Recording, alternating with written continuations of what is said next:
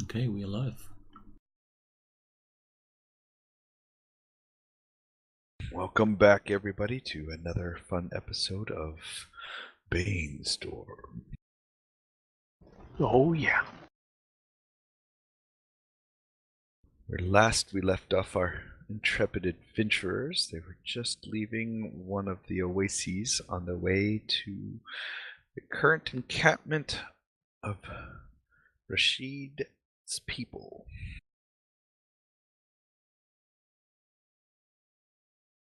Before we get completely started, is there any character point expenditures and whatnot? Yes, Brom has increased his dual weapon attack, shield and axe. And X. Copy. I did it last week when I improved Path of Crossroads. Raja Raja. I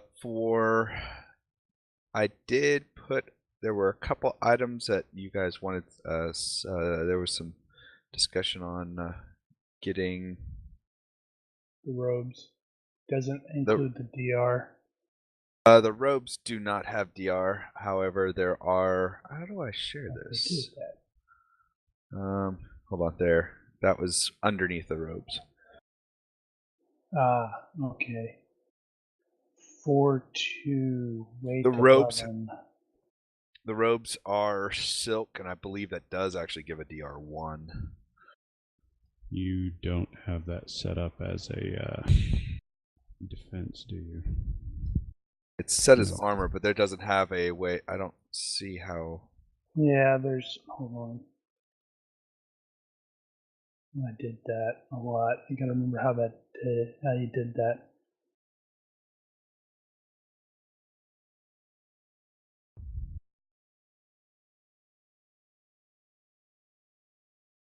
Anywho, so it's basically statted out how to use. In there somewhere. Is it under type? Yes. Yeah, you put the type as armor, but I think it needs to be defenses. No. Or defense.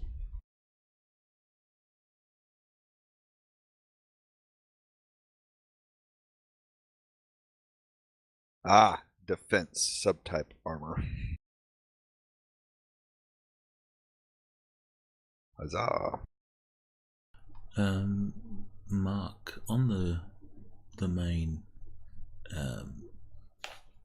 Yatara map, there's a icon, a little walking man icon. You want to use that to represent our current location? I can. Let's gotta bring up the Atara map.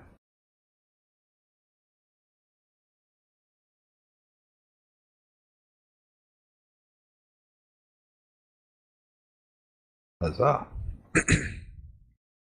Probably want to remove those arrows unless they're pointing to something. I thought that said Jin Ninja Mall. Watch out for ninjas at the mall.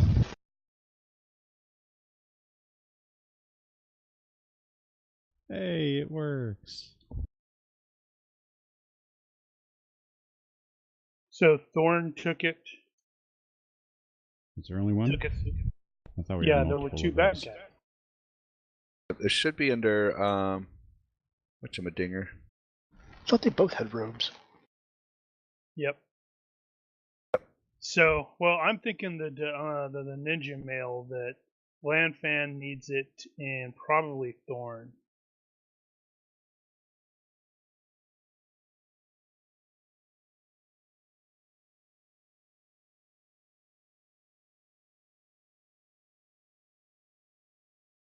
I mean, yeah, I could wear it, but I'm ideally not going to be running around throwing myself into the middle of combat. So apparently you can't drag it off the party sheet. No, drag it off the items. I did that with the right, but it doesn't update the party sheet numbers. No. You should be able to drag it. It doesn't. There should be an option to let players edit the party sheet. I'm also thinking Thorn at the very. Actually, both Thorn and Lanfan probably also need the robes because I think Yeah. they're the sneaky ones, with Zistral the fast, scouty one. I'm actually sneaky too. My loudness is only a quirk. I have that mental image But I of don't wear a robe though. the horse guy trying to do the Disney type sneaking. Yeah, it makes the cartoon piano high end of the scale noise. Diddly-diddly-diddly. Did my are my character point uses considered okay? It does work. You can drag it. Yes. You just need to drag from the link icon. I did. It didn't work.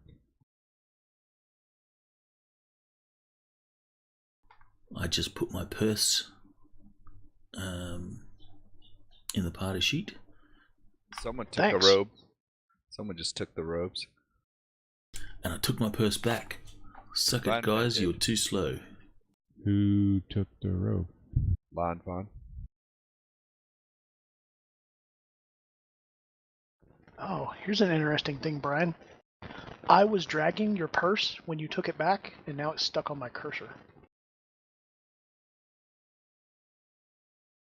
Interesting. Yeah. Start dragging something else. Okay, it'll drag the robe of sands off the party sheet, but not the ninja mail. Dragging Reshare another the item mail, did man. get rid of it. Reshare it? Sure. Yeah, I'm just tossing out random Try ideas. that? I'll try that. Share. Now, to be fair, I was dragging it to the combat sheet. And it There will it drag goes. to the inventory, not the combat sheet.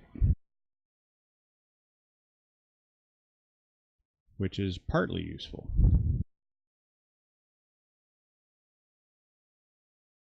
Okay. It will only drag to the combat sheet if you set the item up as, melee defense and so on. Yeah, but he did that with the ninja mail and it didn't work. No, he didn't. Oh, did it not? Ah, what? I did. I so did. Oh, I know why. 'Cause I That's thought the you old. had. That's the old version. Oh. That's why. Where the hell did it go? There it goes. Try that one. That one should go straight.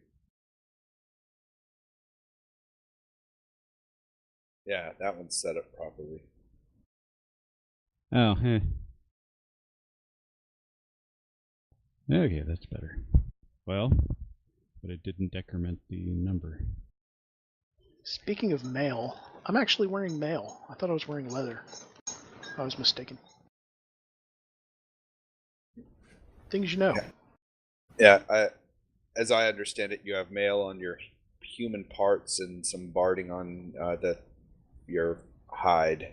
Not Exactly. just something for you to remember, because we're bringing it up.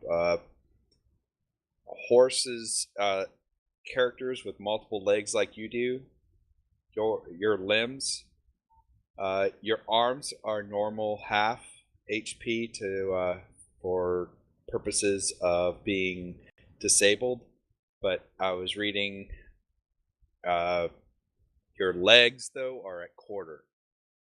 Yeah, that makes sense. So just be aware. Okay, thanks.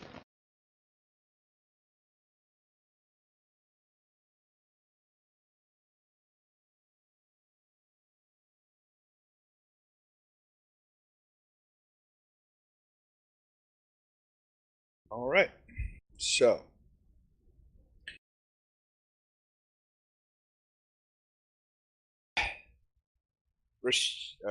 so we good? Everyone's sorted out? Updated character sheets, armor, etc., etc. Huh. Yes, I believe I'm good. It's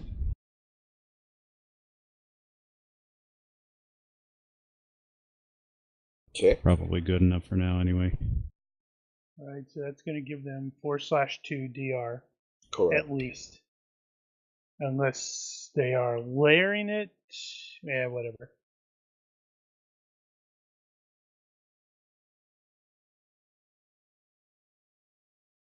We'll have to punk some more ninjas and take their armor as well.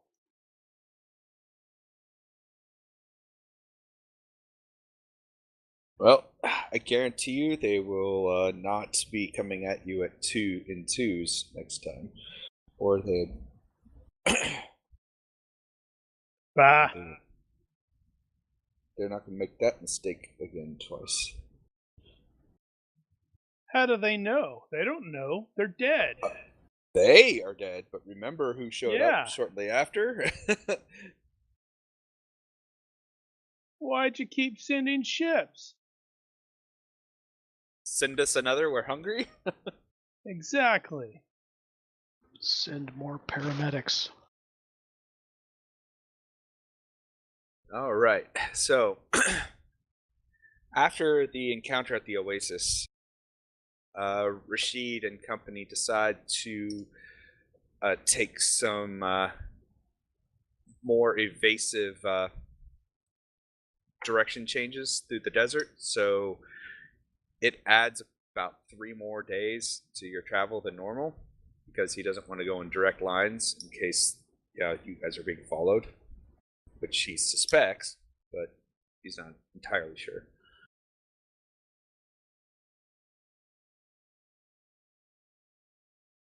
He doesn't want to draw a straight line to their home, basically.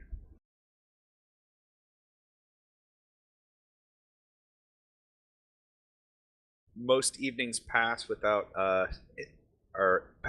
incident, and you do notice that the desert kind of makes some changes. It's desert, but it starts to become more like a scrub desert at locations and places. High desert in some locations, but then it'll open up to a little bit of scrub here or there.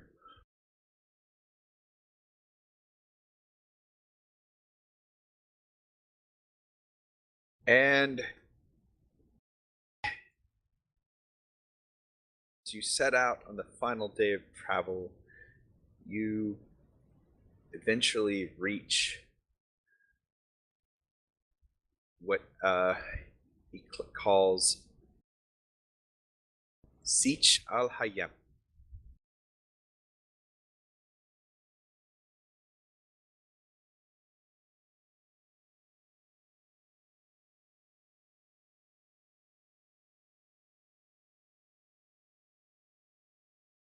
Sorry, I'm trying to minimize some of these screens.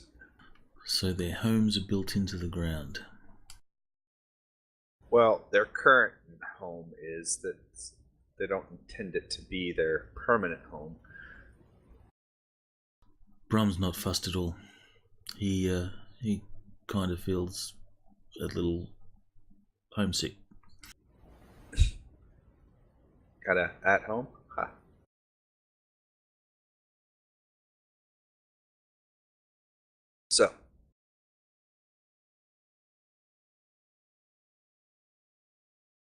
So this takes us 3 additional days then. Yes. Well, 3 additional days from the last. So, yeah. So, Plus 2 days for resupply, and then it took us, you said, about 5 days to reach an oasis. correct. Is this the oasis then? No, the Oasis was 3 days ago from here. Okay. If he were to take you straight, it would have probably been another day. But he's trying to mask your directions, so he took a more circuitous route to get here. Roger. Upon your arrival, it is actually you're met with quite a few people come out to greet Rashid and everyone, and meet all the PCs, and most seem really happy to see the return of Rashid and everyone. When after a moment the crowd kind of clears, and who is obviously or seems to be marked as the leader kind of walks forward and announces, "Rashid, my son, you have returned." I'll never see him coming. I Can't be a never good saw sign. you coming. He clearly looks like a vizier of some kind.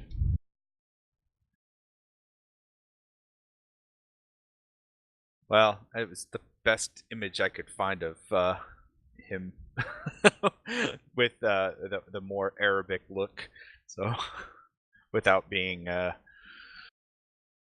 Iron Man character. It's probably appropriate. But closely following him is another man. He's a little more gaudily dressed, or dressed in what kind of marks him as more magically inclined. And for certain Arn, Finn, and possibly Thorn, you do get that kind of, he's got some ability at magic. And everyone gives you guys a big smile. The Sikh, or the Sheik, embraces his son and embraces his daughter upon their return. There's a short conversation between the Sheik and Rashid, and he looks over to you. Arn and Finn, you do get the idea that you're being weighed and measured by what looks like the wise men, but he has this approving look as he looks upon you both. And then as you kind of watch, there's a moment where the Sheik and Rashid, you could tell Rashid is passing the along that his younger son has died, and he's like, and you can tell there's a kind of a collective groan goes out through the crowd, and yet he collects himself and approaches you, Finn.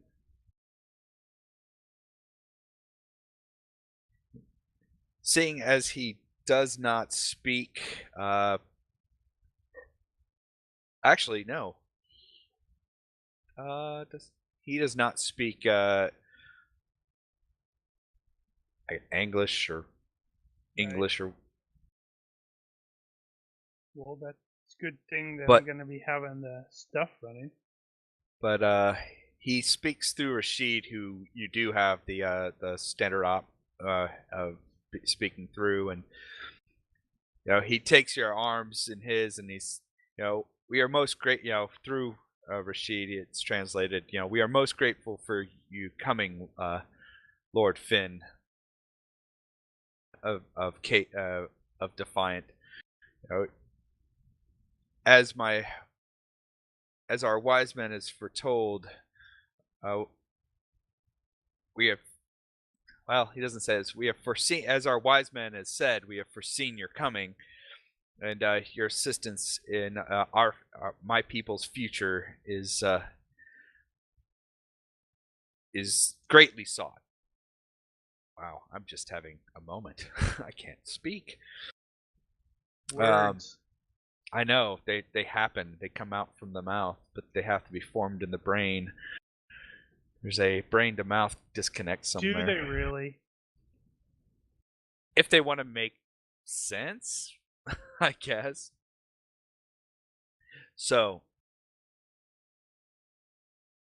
you have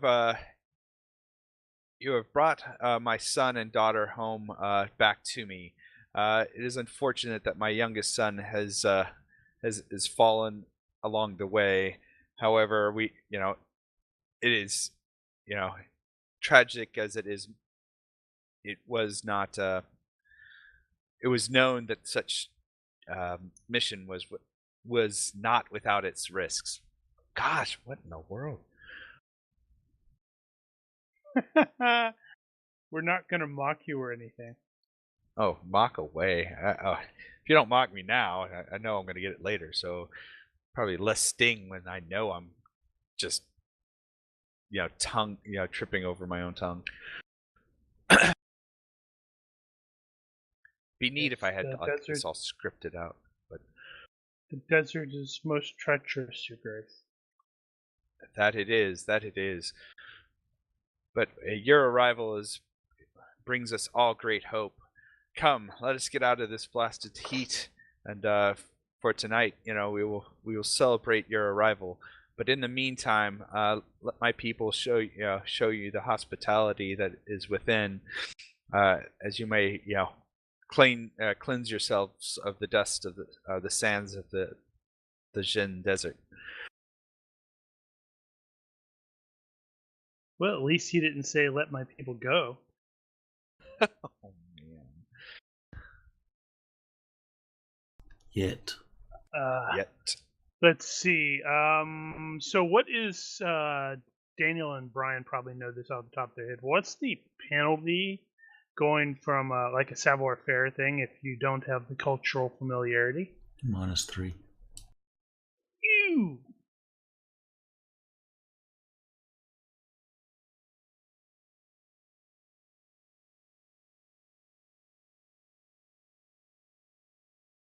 Hey, huzzah!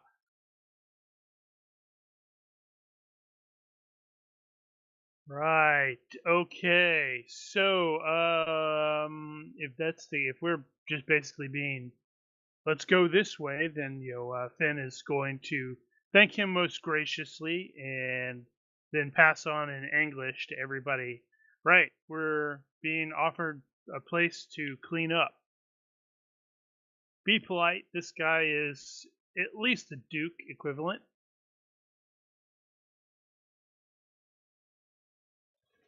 I will bow. He eyes you wearily, Zistrel, but he kind of does a head nod in your direction, and his smile seems forced. Ear flick. Poop. No, I'm good, thank you. Oh, whew. That's a relief. It will be later, so right?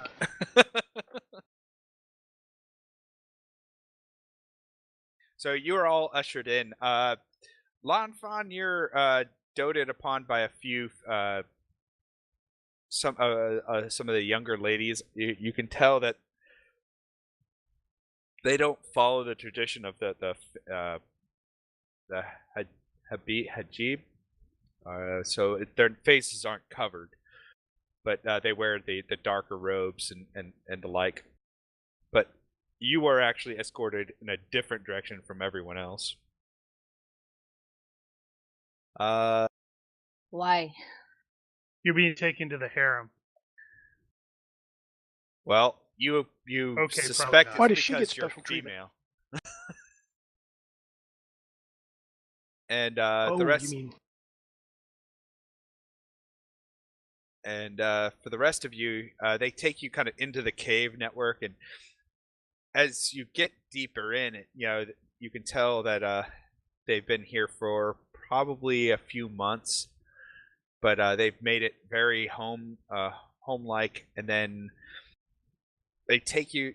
You can get the sense of humidity as you get a little lower, and they kind of show you to kind of like a small, like a couple caves. I don't know if anyone's ever been to Cappadocia or anything like that. I know what you're talking about.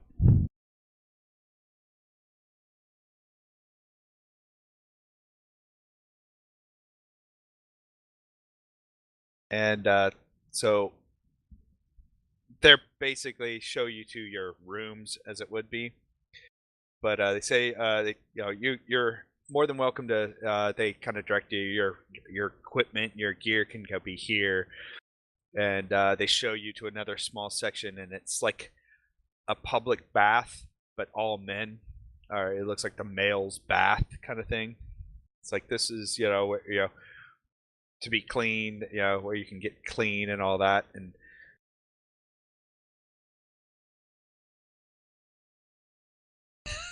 I just read your text.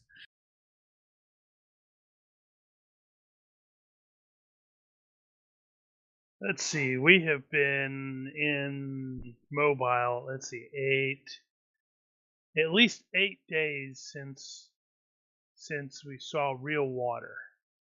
We're at the Oasis a couple days ago. 3 days, correct. I don't know how extensive it was. I don't remember. Wait, you shared that picture. That looked Yes. suspiciously like the one that we I saw don't know what before. you're talking about. I think all oases in this are exactly the same. Once you've seen one oasis, you've seen them all.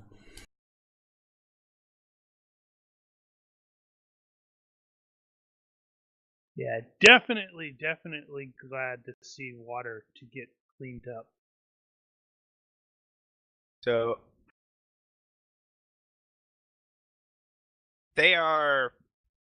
it becomes really for you, Zistral, it is a little cramped. Like trying to go through some of the cave networks, you're finding it hard to maneuver in some spots, and you can tell the people are standoffish at best and do their best to kind of avoid, interacting with you at worst. But it's like they have no idea. It's like, do we let him in? I guess he's one of them. Do we stop him? He's, he's a horseman. He's a centaur. He's. But I mean, they figure that you're fine with bunking with the rest of the party in the same kind of area. Yeah. I may have to, limbo through a doorway or something, but we'll make it work.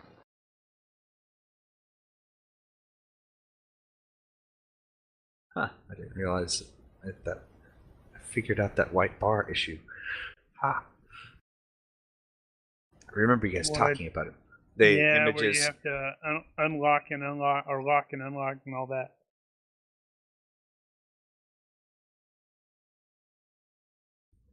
Lanfan, you're kind of taken to what is you suspect is like the women's quarters, and you're also you're not really given private quarters.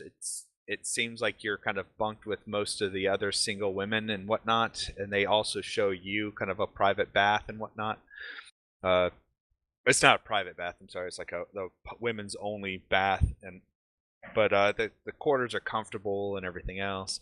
And they say it's like if you need to speak with your friends, just just say. And let me find that image here. Amira actually hangs out with you, Lanfan, so she's your kind of a escort and guide and whatnot.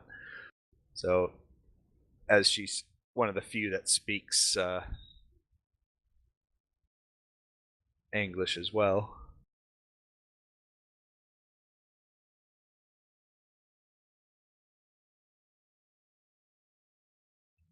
But well, better get comfortable. So they it's pretty relaxing. They actually help you kind of dress, and there's a lot of talk about you being a woman warrior, and it must be interesting. Have you seen many fights? It's like they just seem at awe of a woman who chooses the martial skills and the like. And more importantly, you're quite exotic to them. So you get a lot of questions about your homeland. Do you have any? Are you married? Are you looking to get married? You know, what are the men like where you come from, et cetera, et cetera. It's like straight up girl talk. I answer them, probably with few words, but I still answer them nicely. Roger. We're so proud of you. You didn't murder them all. They didn't really have it coming. Yet. No, they don't dress you like a doll or anything, but they kind of give you some more what you get the feeling of is more appropriate attire for while you're in the siege. Does that mean a dress?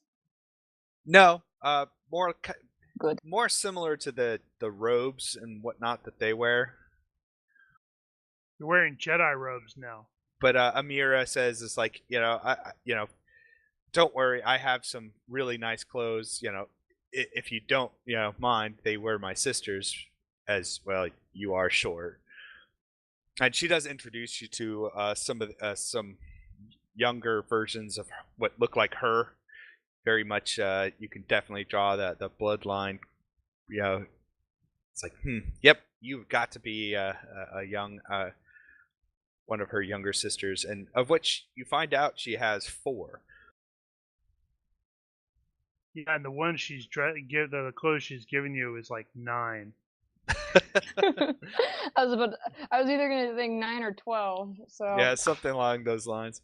So she has she has 4 younger sisters, kind of ranging from what you guess to be, from 16 all the way down to about 3.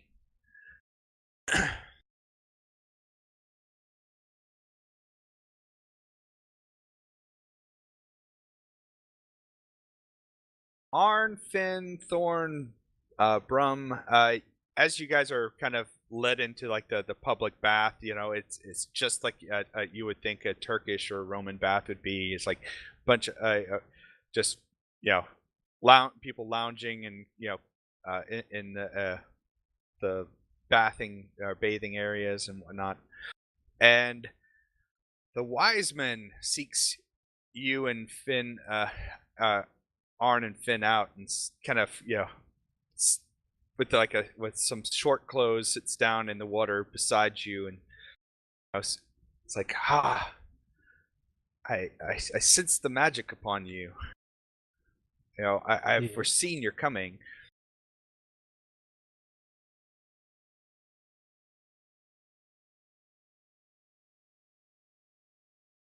It is unfortunate that Saeed did not make the journey, but I'm so very sure that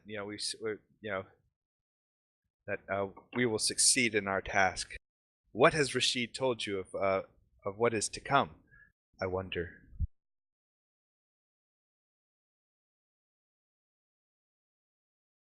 Well, Rashid didn't really mention anything, but his sister told us how the 3 of us were supposed to open a door. He's got a door. It's a door that contains a curse. That my studies of that I've been able to read into and everything else speaks that the city is cursed. Sealed. Not so much a door, but a seal. If that makes sense. And I am but an old man, and as you could probably tell, my powers are not as grand as yours or even poor Saeed's. Actually, both of you give me thaumatology rolls, I guess.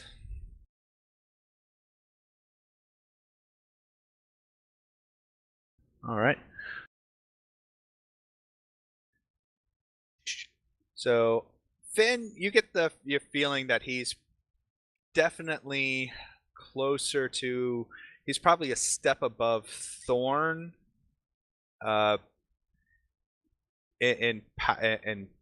raw magical ability. So major 1. Right. Give me 1 second.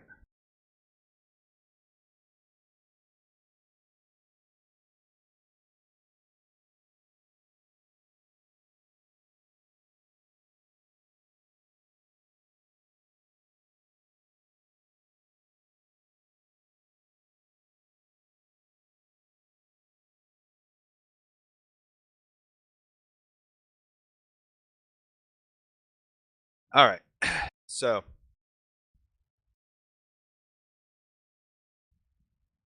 he speaks is like, and my lord Finn, that is the proper address, correct? Simply Finn will do. There has to be some propriety in our conversation, but yes, Finn. I understand you have learned the strange magic that has come upon our world. I am a weaver, yes. Yes. I'm so sure that that if my understanding is true, your powers and your abilities will most definitely come in handy. As you see, the magic that has bound that place and the curse was was done by those who fled it, and is unsure why they left it in such a way. Most believe that the Jin, it was a Jin that was killed there, and the curse is the remains of the Jin, and it is through with my help, you two, and we'll be able to cleanse the place once and for all. You see, the Jin here war with each other, if Rashid has not mentioned this. So they do not tend to interact with the outside world outside of, maybe taking a few slaves here and there, or potentially if they find or know of someone of greater power, a host of their own. If their current host is of weaker stature than than the one that they desire. We escaped the Jin, our own Jin. Just after I was able to find documents and relics of this lost city. You see, the city itself is where the Jin cannot go, and in that location, I believe it has something to do with the way that the prior Jin was destroyed, if that makes sense, leaving the area in a strange, almost non-magic or anti-magic area. Well, that could be bad for both of us. No. See, Jin magic is different than even Master Arn and you, Master Finn. Well, it may pose some difficulties, and he kind of gives that kind of thoughtful look. It's like, I'm sure we'll still be able to do something. Jin magic is stage magic. Rabbits and such.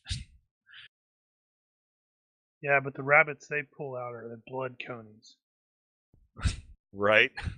Run away! Run away! Look at the bones!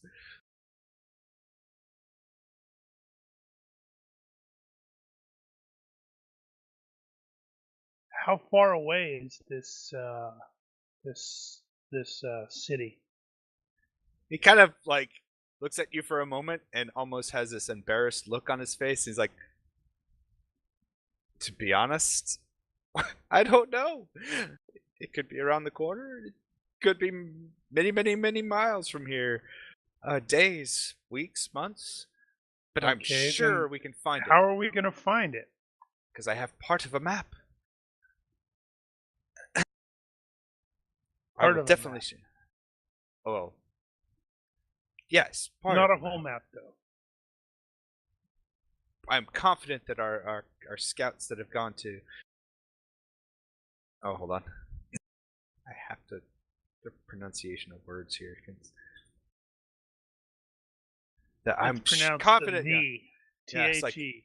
Yeah, it's like I'm confident that our people who went to Kelmarain have retrieved the final piece of the puzzle, as it would be, because it is a puzzle. Do we know this word he used, Kilmarain?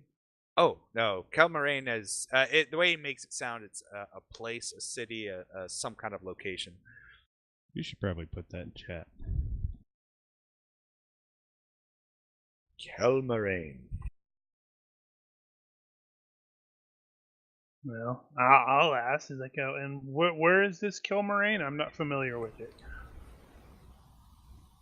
Kelmarane, Kelmar.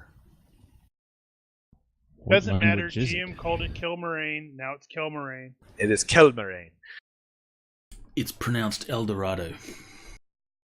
Sweet. Yeah. I'm sorry. What was your question? Oh, it's like, what is this Kilmarain? I'm not familiar with it. With that, he's kind of he kind of gets this like sighs and is like, it is a wretched hive. Slavers, Of scum and villainy? slavers, gnolls. It used to be it's the best way to call it, I guess, in your tongue is neutral territory, but it is not so very neutral for those who go. Hostile place, despicable place, a ruin of a city of or a town of or a city of other splendors, now lost to gnolls and the hard people. You get whatever you want there. Pesh, slaves, or even just go for the fighting. Finn is totally keeping an eye on Thorn every time this dude references slaves. You see, Kelmarain sits on a crossroad.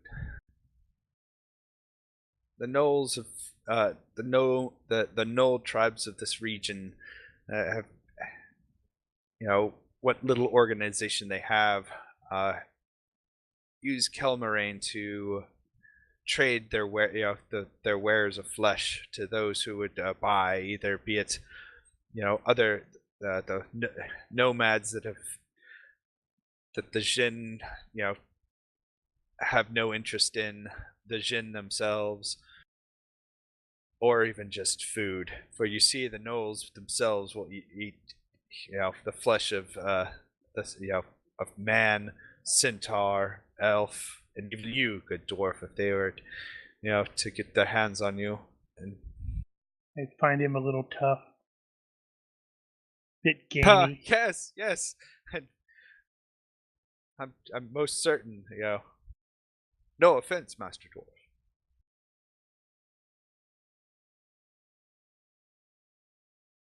But you see, some weeks back we sent the Sheik sent another group of to seek out information in one of the old libraries of Kelmarain. It's thought that in that library, hopefully it's not too ruined, would be it's the other part of the answers, or other answers to the mystery of the lost city.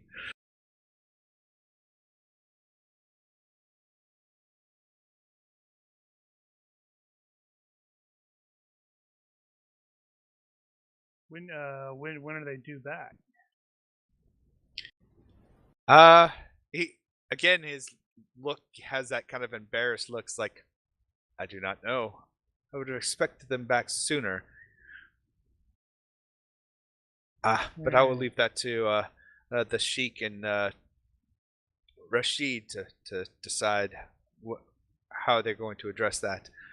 But come, let us finish. The Sheik has a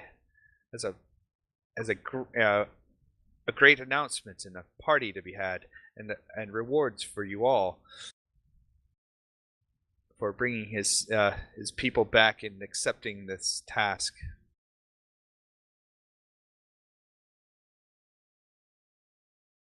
Give me Brum, Zistral, Arn, Thorndale, and Finn a perception checks into the box.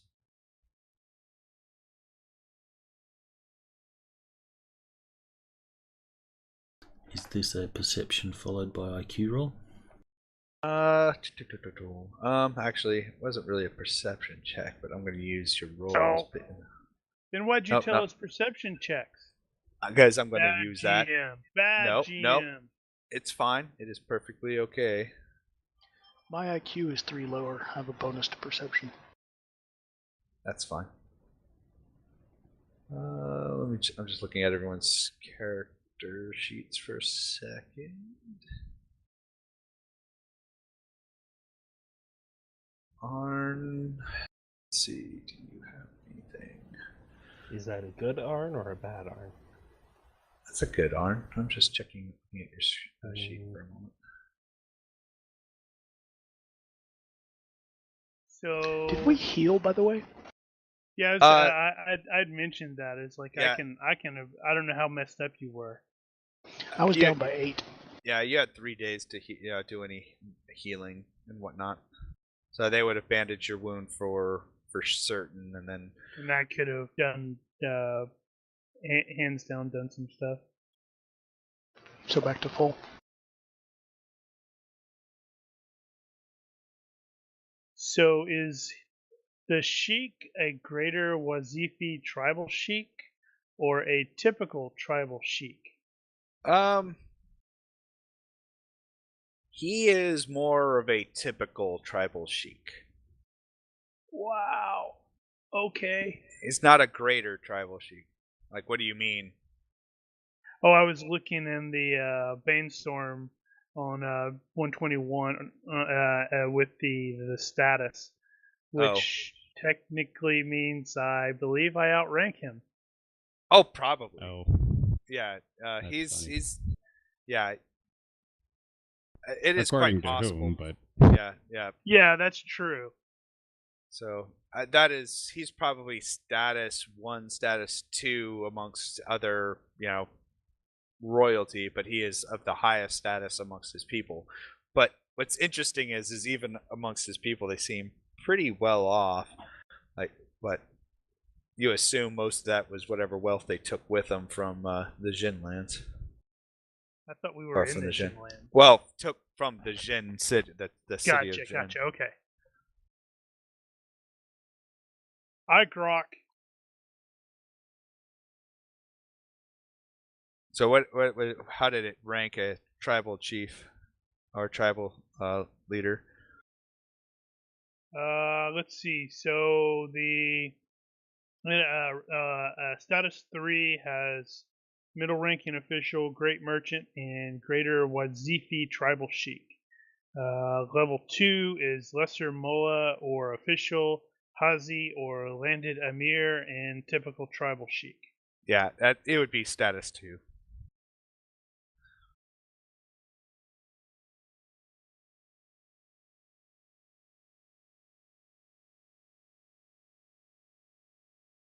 So, he kind of leads you to they do direct you that at the event at the feast or festive feast that open weapons generally are frowned upon. So leave them behind. The only ones that generally are allowed to go armed are the Sheik and maybe his son. If anyone wants to make an argument why they should be armed, Yeah, I'm sorry. He introduces himself too. The wise man. He introduces himself as Janik, as the title. Kalim el Zaidi. I don't know if that shows in his descriptor. Yeah, it's on there. It's just really long, so you have to stretch out the image. Oh, yeah. There, how about I do that?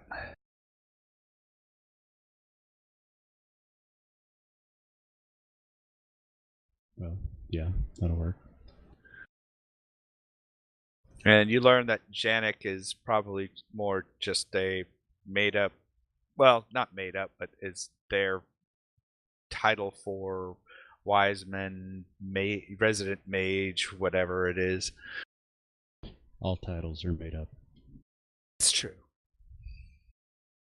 But whatever their cultural title for. Before we get any deeper into this, do they Sure. keep slaves here? No. You have not seen any.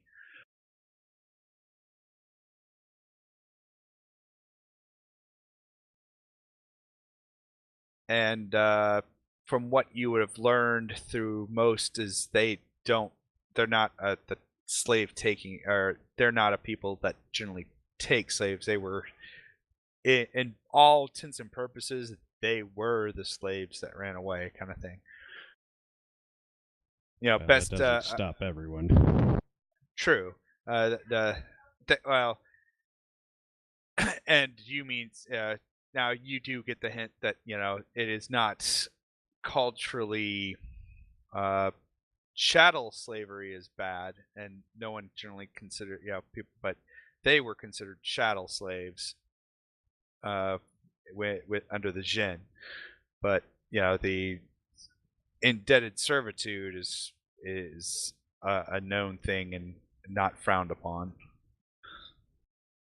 That's a little different. I think I would rather wait outside, since I'm not going to understand most of what's said anyway, rather than be disarmed.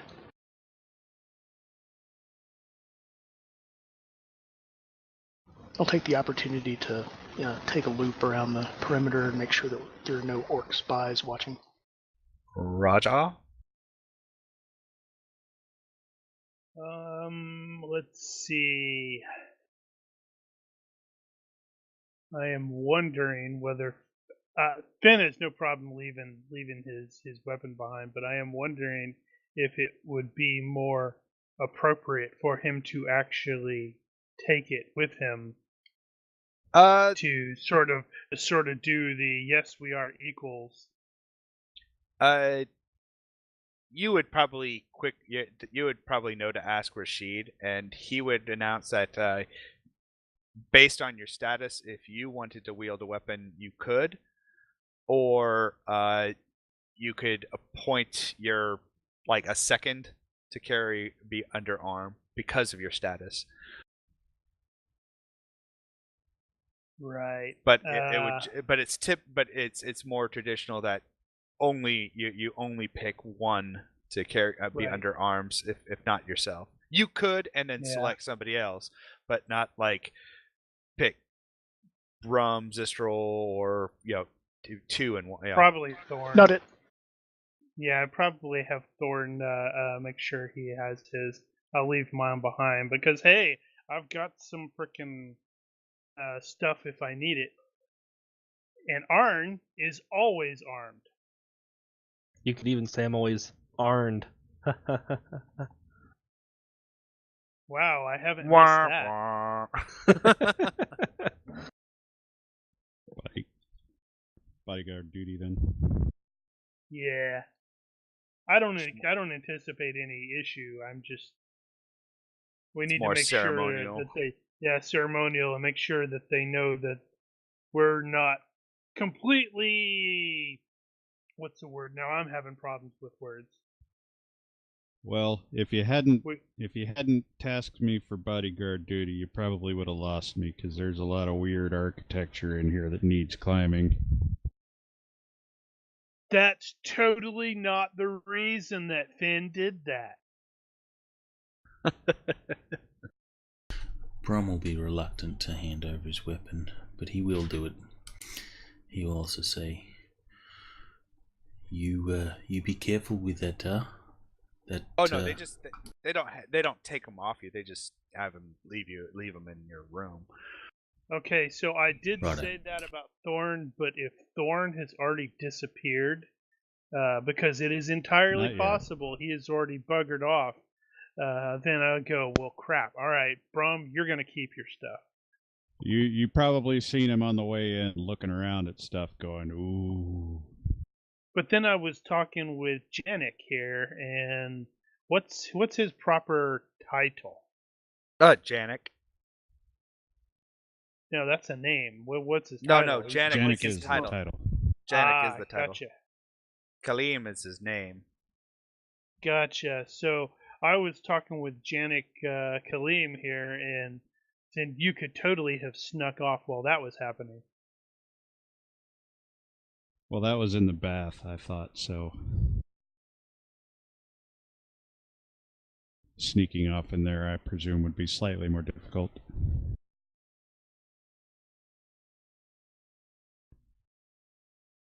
Such long names.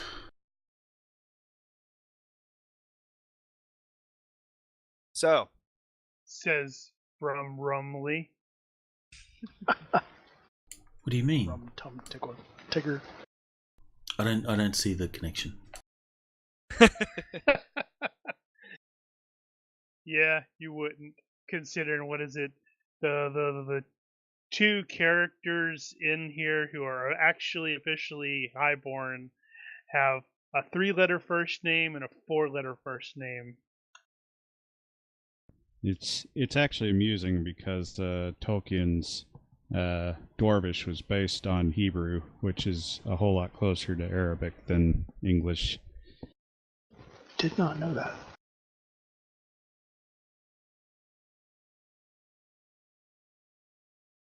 I am presuming also that they have, laid out some clothes that aren't Yes. our crappy travel stuff. Yes, they provide you with some ceremonial garb or some more typical garb of something to relax in if you don't have any of your own. Neat. So is Brum being your bodyguard?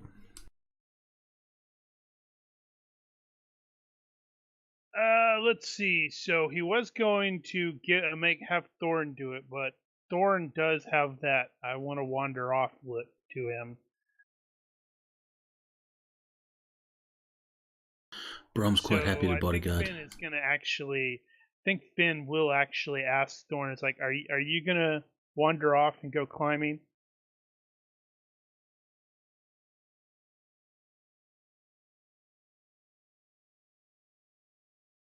Well, not if you insist that I bodyguard you, obviously. Well, I'm not gonna insist anything.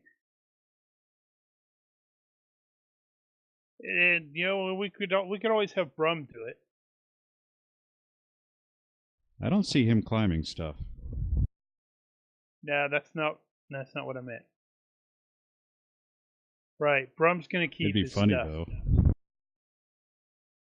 Cool. I halfway expect Thorn to, get distracted and disappear a little bit. Don't fall, man. Actually, now that I think about it, Brum's probably feeling a bit more at home in here. He would be. I'm not. Like I said, he's starting to feel homesick.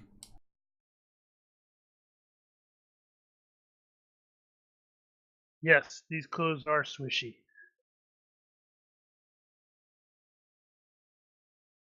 I mean, like in a Jedi outfit.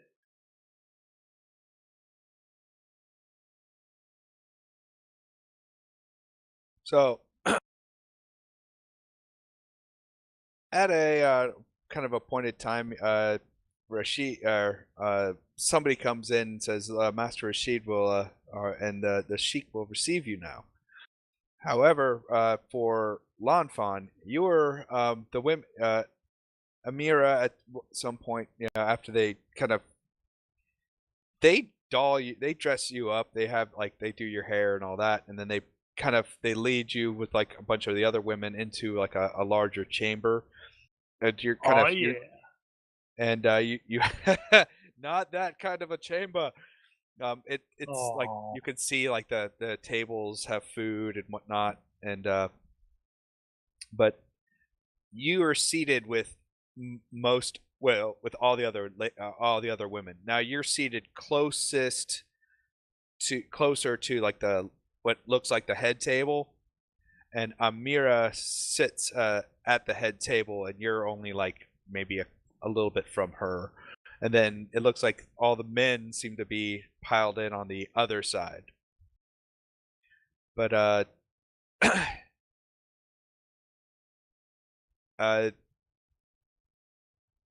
Arn, Zistral, you wandered off. Thorn wandered off. Arn is you're kind of let in early and given a seating, and then the sheik kind of arrives, kind of out of another chamber and kind of stands on like a small dais head table, and he kind of nods to one of his guards, and Rashid stands kind of next to his father, and then they nod, and Finn, you were announced Lord by as Lord Finn, or whatever title that you've given them prior, but if no other title was given, then just straight Lord, unless anyone else gave them a title to use for him.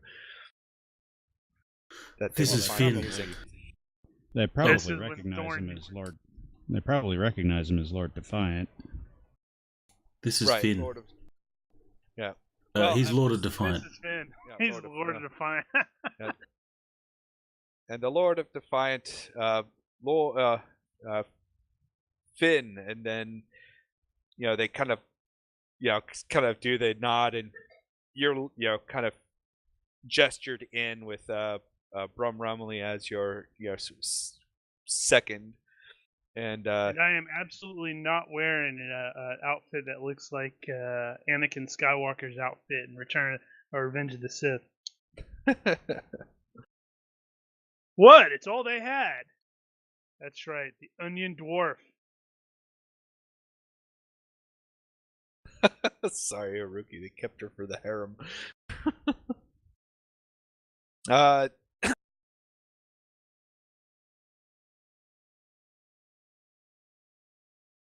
The sheik, welcomes you and calls everyone to, and he's, my people.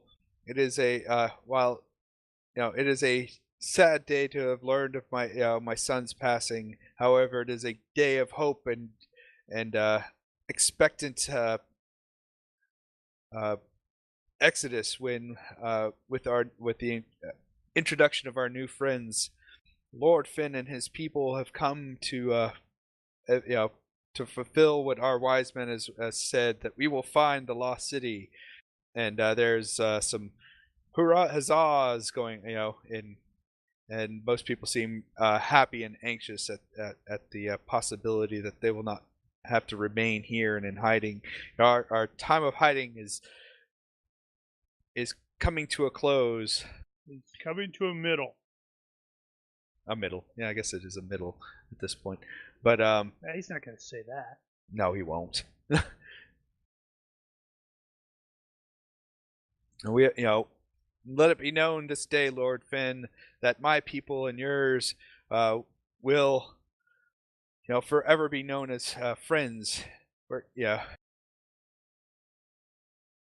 And as he's talking, you notice Amira walks to kind of like a side along the side, and Lanfan, the 4 other daughters, also walk kind of on a line.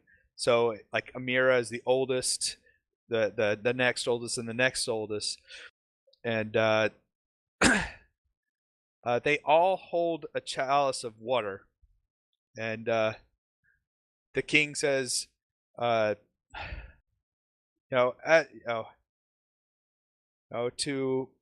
to make this alliance official and to announce our goodwill, it's like I would, I pray that Finn would share, would share my water, and he's like, Finn, please share my water, and he points and he kind of directs your attention over to the ladies that are there. Okay, so Finn's not an idiot. Drink and let the alliance be sealed by water.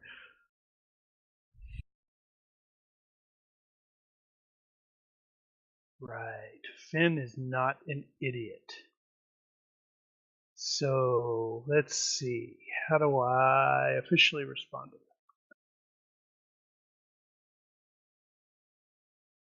Brom will be observing. It's okay, I'll go with them. Yeah, Brom will be observing carefully.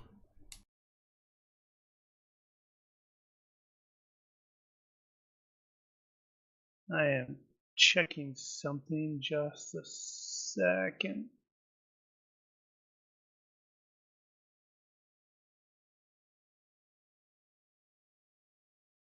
No worries.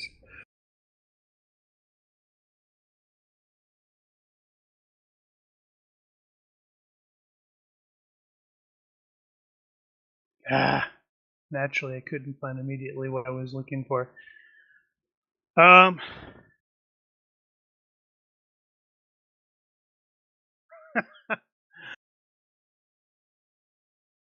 Let's see. So Finn, like I said, is not an idiot, and he has observed how important water is, as well as how the people reacted the previous time that he actually offered water to Amira. Mm-hmm. So he is like, this could be potentially life-threatening, or at least life-changing.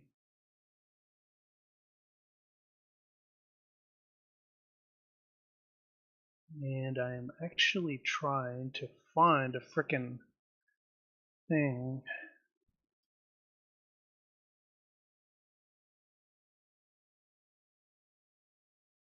Meanwhile, Thorndil is being arrested for being somewhere he shouldn't be. You do draw the attention of a few of the what seem to be guards. Zistral, you are watched rather wearily as you kind of roam some of the area, but at one point a individual kind of wanders over to you looking kind of like sheepish, just like and he tries to gesture you in like the direction back towards the caves and the siege. I give him a thumbs up and then ride off to the north. The word is warily, by the way. Warily? Wearily is something completely different. Yes, Wearily he's not is tired. He's not tired. And Zistral can't ride off to the north. Zistral can't ride anything, he just runs. He canters off. Oh, he can ride if I we want don't to. want to see it, though. Or maybe we do.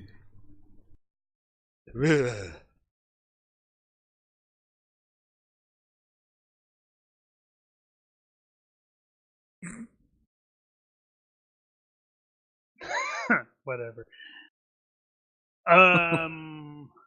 Let's see. We need. So yeah. So Finn is going to accept the water from Amira, and before he starts drinking it or anything like that, he's actually going to address the sheik, utilizing the public speaking as well, since he does currently speak the language. And it's just going to be like, I thank the gracious sheik for his friendship, his hospitality, Defiant accepts your offer of alliance, and we hold this. Hope this will last for perpetuity. Rightio. And they are quite impressed, and the sheik bows to you, and has a he almost looks slightly like relieved, and then it's like, and he once again kind of gestures to the ladies. It's like, then let us then please drink the water of my house, and let it be that our water is shared. And What the Finn, heck was it that Duncan Idaho said when? Guard it for the tribe. Now I'm trying to remember when Stilgar spat. We thank you for the gift of your water. Gift of your body's water, and receive it in the spirit in which it was given. Yeah. As you approach the ladies, you note that the younger ladies almost have this kind of like that they're doing their best to conceal like some rather very nervous looks on their faces. Amira, however, looks rather calm and with a smile, a welcoming smile. But as you turn, you almost were Arn. You turn, Arn. You actually Arn and Brum. You see Rashid almost like have this look like, yeah, that's what I expected. And I assume you take the chalice from Amira. Yeah.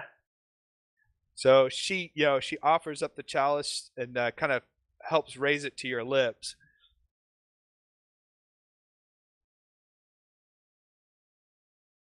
And then as just before you take a drink, she's like, let my water be your water. And then I take it, just as you start to drink, and you have a very, very sinking feeling that there was definitely more that just happened just now than. Well, he's smart. Yeah.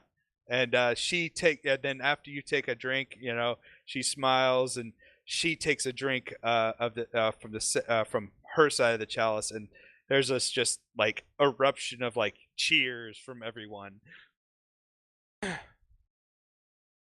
For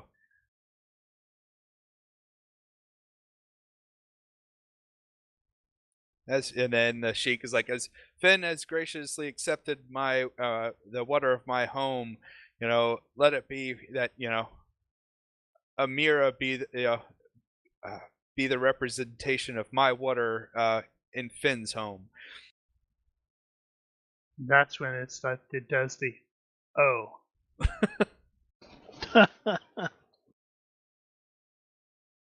Aren't you betrothed? Oh, I'm not there. Nope. That was never official.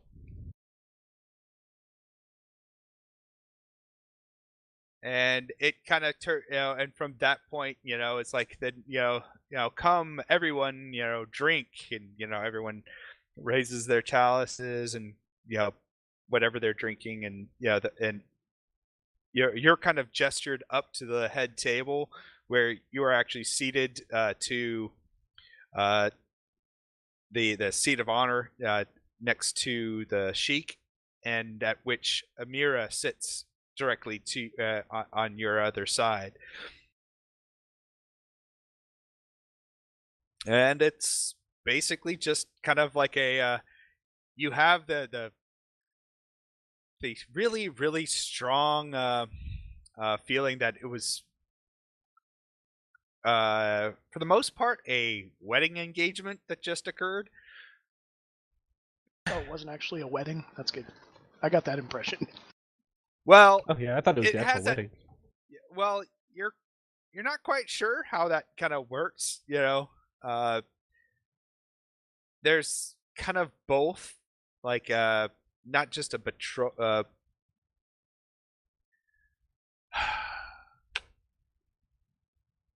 she is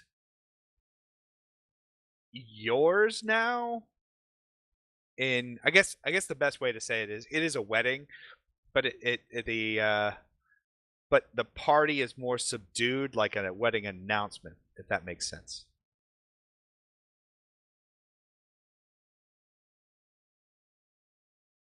So there's part of it is, because most people don't know, how, it's, oh my gosh, what's the best way to say it? It's like if you were to have an arranged marriage, it's how most people aren't going to like have this like as big of a reaction and major party as it would be if you knew the two people were really into each other. You know what I mean?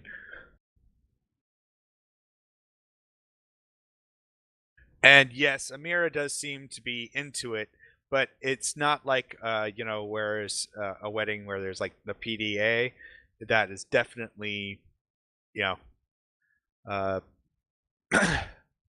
on the DL. No one seems to make any gestures that PDA is acceptable. So we keep the PDA on the DL ASAP. ASAP, yep. When that occurs is TBD. No, I was actually responded to Carrie there, Mark. Oh. Where he made the joke about the merchant's daughter. Oh yeah.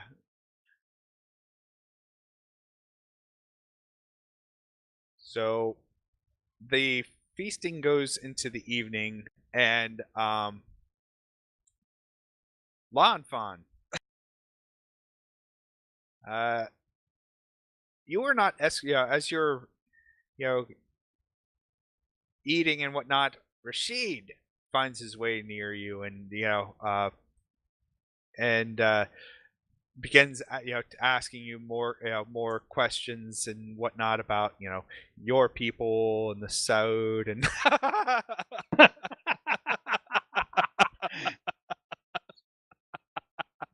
I just totally envisioned her sitting there. It's like cluck cluck cluck cluck cluck cluck. And they're like, right.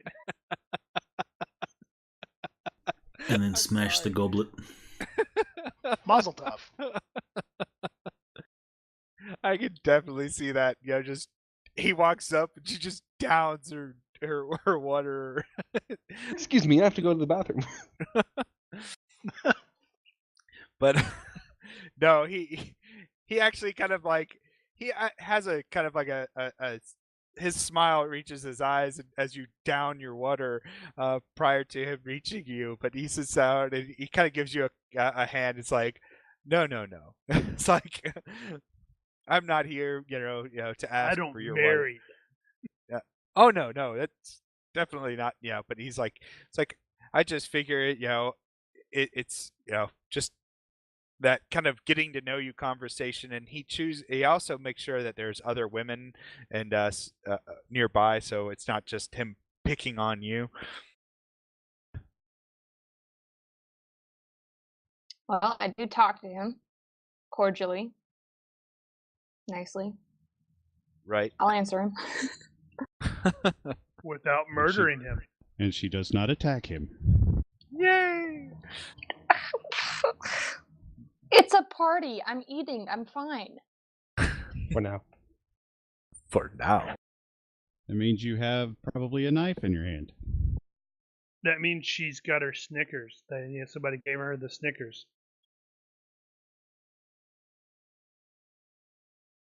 What does she turn into when she? What does she turn into when she hasn't had a Snickers? Haruki?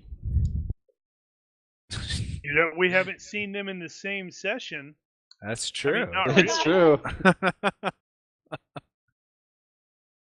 By the way, just a question for you. Did you bring any blades with you? No one even thought to tell you not to bring a blade, but dude, I she's probably got have like my a sword dozen on my knives all hip. on her. I probably do have blades. okay. Just curious.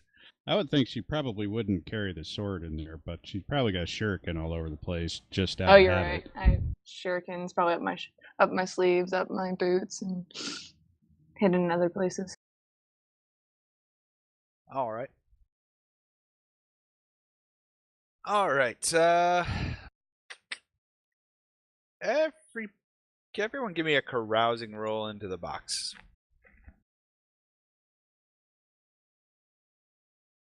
Everyone's What's it there. equal to? Eventually, Thorndale, you do.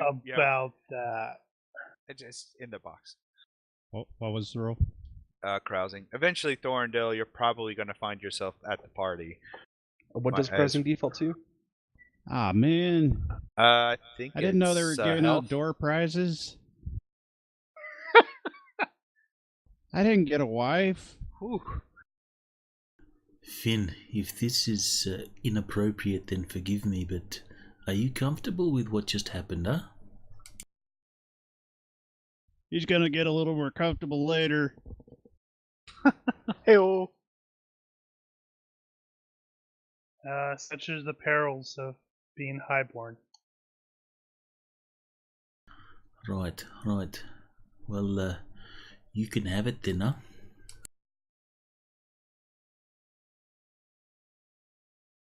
All right. Rum. Most people gravitate to you if you do your typical stories. They are enthralled by any tales, and those individuals who join you, regardless of your role, your carousing was so high, they're enthralled and they enjoy it, and they have, they just have a really great time. It seems like you're nearly the life of the party.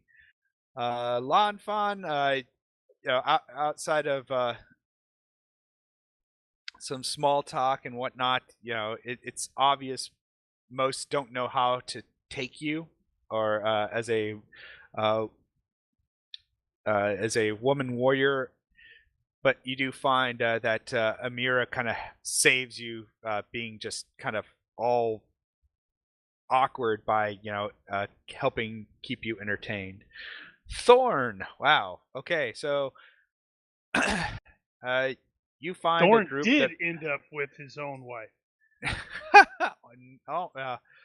well, if they were, They're just handing them out.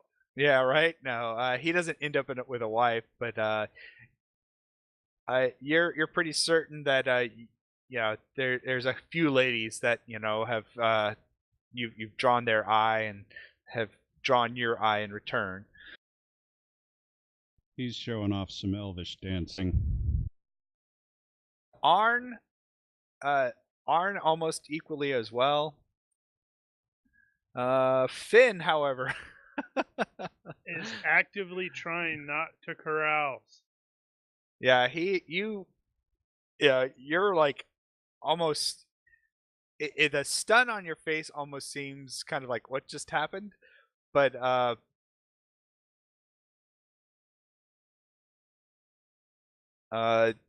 it is what it is, and people congratulate you, and they're happy. They express their gratitude for your assistance and whatnot, and the sacrifice that you made to come all the way out here we didn't make the sacrifice. You guys made the sacrifice. Well, crossing his name. True, Saeed.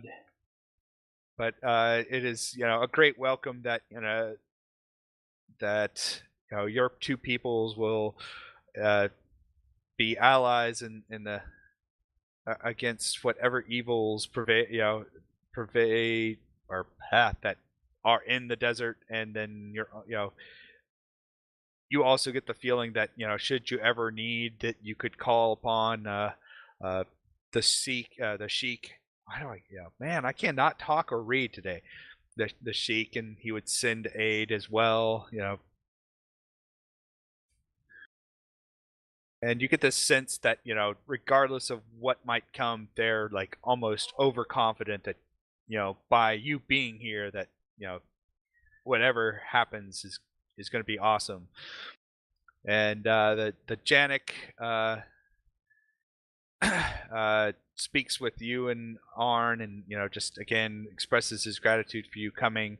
That he thinks he knows how to since but since you're talking in the baths, and now he's done more research, and he thinks that even without Saeed's assistance or magic in play, that you may yet still prevail. Well, fortunately, I mean, he's not particularly powerful, but my very close friend Thorn over there is at least capable of minimal magic. Well, he's like, I am not. That's right. I'm trying to throw him under the bus too. Yeah, watch this trick. Here's my table knife. Not a light a bunch of candles with it. See? Well, he's like, it is true, but I think what our need is going to be is probably a little bit more than, and he tries to search for the translated word. Is like more than just parlor tricks, and and he uses the parlor tricks in Arabic, and I'm like, yeah, gotcha. Yeah. And if I were not as old as I were, or long in my age, I fear that whatever told of magic that might even I couldn't bring forth enough to do what it needs doing. But I think I know of a way, and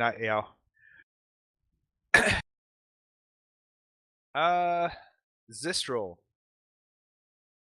as you are missing all the fun. You're missing all the fun. You are out, and you catch kind of as the sun slowly,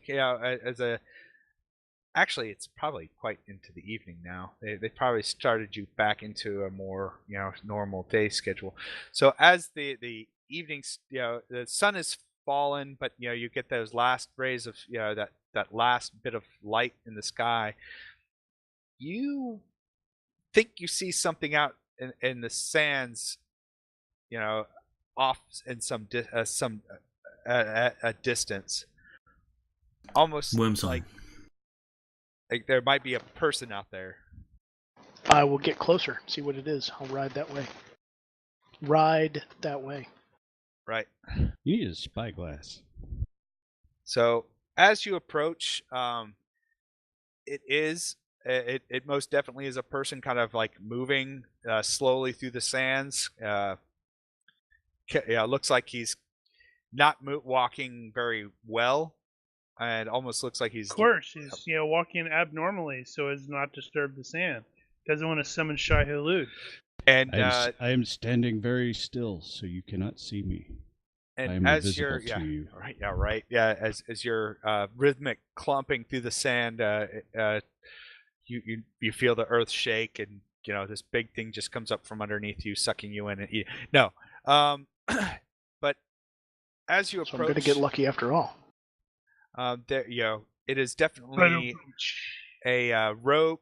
He wears the similar robes of the Fa'il, but he looks like he's got like what looks like a makeshift branch, and he's using it as a kind of a walking stick. And he sees your approach, and will panic as you're a centaur. Yeah, exactly. He kind of drops the stick and draws forth what looks like a scimitar, and shouts at you, in a defiant way. Yeah.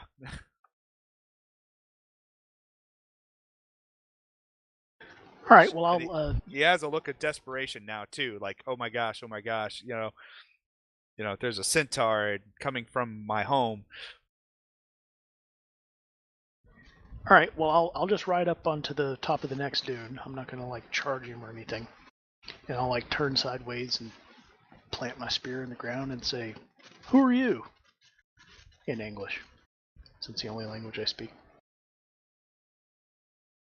He makes some additional gestures, and kind of like, that was a pretty rude gesture. And he's you get the feeling that it's like, if I'm gonna die today, then I'm gonna die bringing one of you down. Try to understand what he's getting at with his gestures. He's very obviously seems threatened by you, and almost like the other thing you do note is he is injured. Like you can see through, you can see like part of his robe is blood stained, especially along where one of his legs, the leg where that he had the crutch. He almost seems like he's kind of wavering, like between consciousness and at any moment he could just fall out. Now, by the tracks, I went towards him and he was going away. But No, he was coming towards the siege. Yeah. He was coming towards the siege, and he turned around and went the other way when I approached him. No. He didn't turn. He just stopped. He stopped, imagine, if you will, you're heading home, and you're a people group that is of an enemy to you. Say you were heading back to your tribe, and an orc was coming from your tribe. Came out of nowhere unexpectedly to interact with you. Okay, well, I know I have at least seen greeting gestures of these people. So I will try to gesture to the guy, greetings, and show him my open palms. I'll lean the spear behind me, show him my open palms, and I will attempt to communicate by gesture with him, hopefully with some advantage for using gestures that I've seen in camp. Okay. And suggest that I'm here to help him. All right. You do see what looks like a sense of recognition at your gestures. You kind of throw a couple peace sign, not a peace sign, but all's clear, it's okay signs that you've seen the other point Fae back do. at the siege. Yep, and he almost looks visibly he kind of looks at the siege and looks at you, and then there's a moment where he looks kind of relieved, but then he kind of does that. In that moment of relief, you almost see his eyes flicker and his eyes roll back into his head, and he just falls into the sand. Oh crap! Okay, well I'll pick him up and carry him back then. Sorry, Mel's sick. That's no excuse. Get better soon.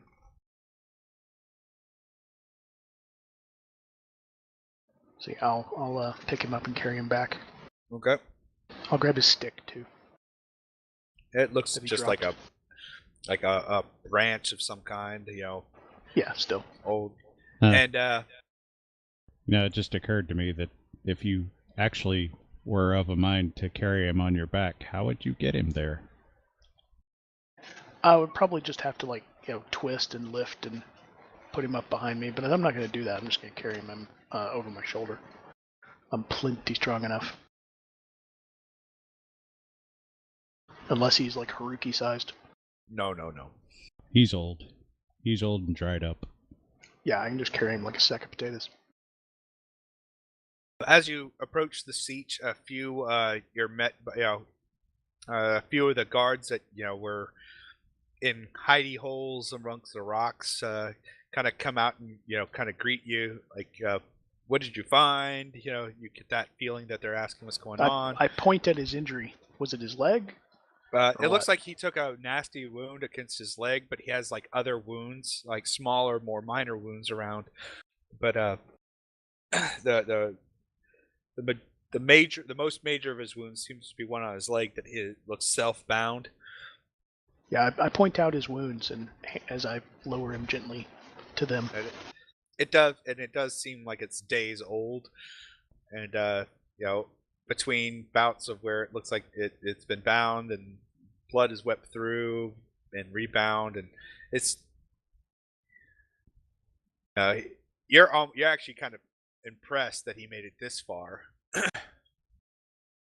Well, I'll go to the tent then after I drop him off with them, and kind of poke my head in and try to get Finn's attention and let him know that somebody's hurt out here if I can. All right. So once it's obvious that you're wanting to get the others' attention, they kind of they take you into the tunnel area and kind of lead you down a couple of corridors to where the ceremonial hall is. And the guards kind of like do that. What? The centaur's coming to the party. What do we do? And they're like, hide the beer. So the guard who came with you kind of makes a couple comments, and they they nod and they swing the door open, and everyone in the party now sees the door open, and there's kind of this moment where everyone's like caught off guard by the door opening, and Zistrel stands there. Sorry for party rocking. There is a kind of a more of the women folk, and a few kind of do that kind of like gasp, like, oh my gosh, it's a centaur, and a wink. But and then some of the other guards, some of the other men kind of do the stand up, like if there's gonna be a fight, we might not be armed, but we're gonna bring you down. So Finn actually has the penetrating voice perk. In seeing this, he's going to do the Master Zistrel. How can we assist you? I found someone hurt in the desert. His wounds might need your help. And Rashid, also understanding what's the language, kind of does kind of helps to calm a few of those closest to him around, and you can see Amira and the same trying to do the same. And is that mead? Sure. Probably not. They're not that level of observance. They're more like Bahrain level of observance of those kinds of rules. In the ceremonial hall, Allah cannot see. What happens in the ceremonial hall stays in the ceremonial hall. Yeah. So after my message is delivered, I'll settle down. I'm going to go investigate the wounded guy. After apologizing and making sure the sheik here is aware of what's going on. Rashid also kind of moves to your side as you're look like you're gathering yourself and whatnot. And Rashid says, like, I will come with you. And Rashid makes a couple. He makes a comment straight to the sheik. It's like, I'm sorry, Father, but it sounds like a. Well, okay. Let me back up a little bit. As you and Zistrel were talking, Rashid was talking with the guard. And after you're done talking with Zistrel, Rashid steps next to you, Finn, after you mentioned stepping out. And Rashid announces to his father and pretty much the group at large, looks like one of our it looks like one from Adir's party has returned and injured, Father. I will join Lord Finn and to see what we can find. And yes, please continue the festivities.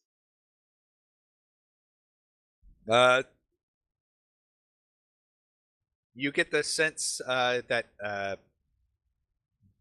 Kaleem, the wise man, he has this kind of troubled look on his face, and the sheik also has like this kind of dark look on his face, like, what is it now? It's like, did we party too soon? That kind of look on his face is like, yes, Lord Finn and my son, please see what you can do, see what you can find out.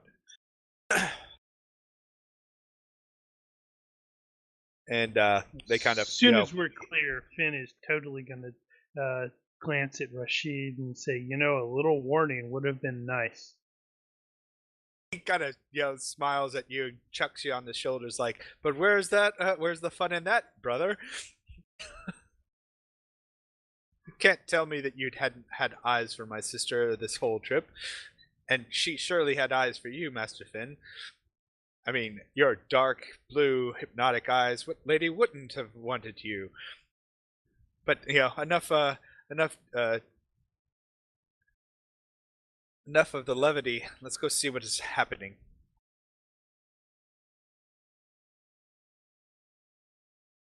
I am presuming Brum is coming with.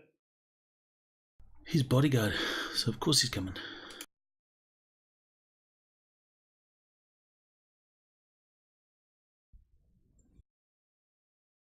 any of the other PCs are joining there, no one will stop them. I just found out there was a party. I'm not going out there again. Thorin totally needs to slide up to Zistral and tell him what the party was for. Yeah, I gotta let you in on the events. But you wait until he has Spit a full take. mouth of Yeah. of meat. Uh-huh. He what? To who? Yeah, I know they didn't get one for us.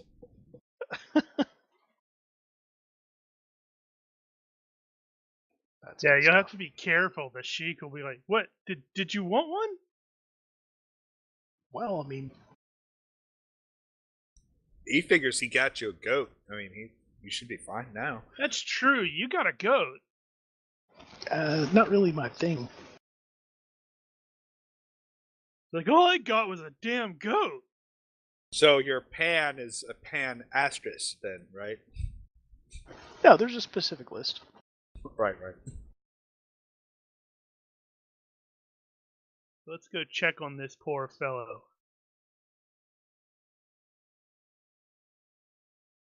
As you kind of they actually direct you to an antechamber and not outside where they look like they've already kind of started cutting away some of his clothes and started to bring water to clean some of his wounds. But they quickly moved this edges as you and Rashid arrive, and of course Do Brum. you have a surgeon? He's like, most of us are skilled, but Amir here, he's probably our most skilled master of the healing arts. One of the individuals nods to you.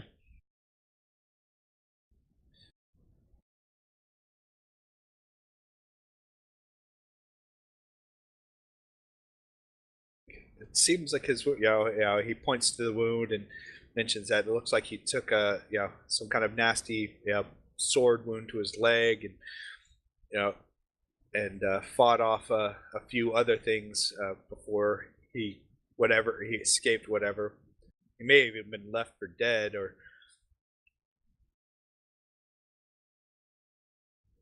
but he's traveled far, and he has that look on his face, where he's got the blisters on his lips from dehydration and whatnot going on. He's out cold, and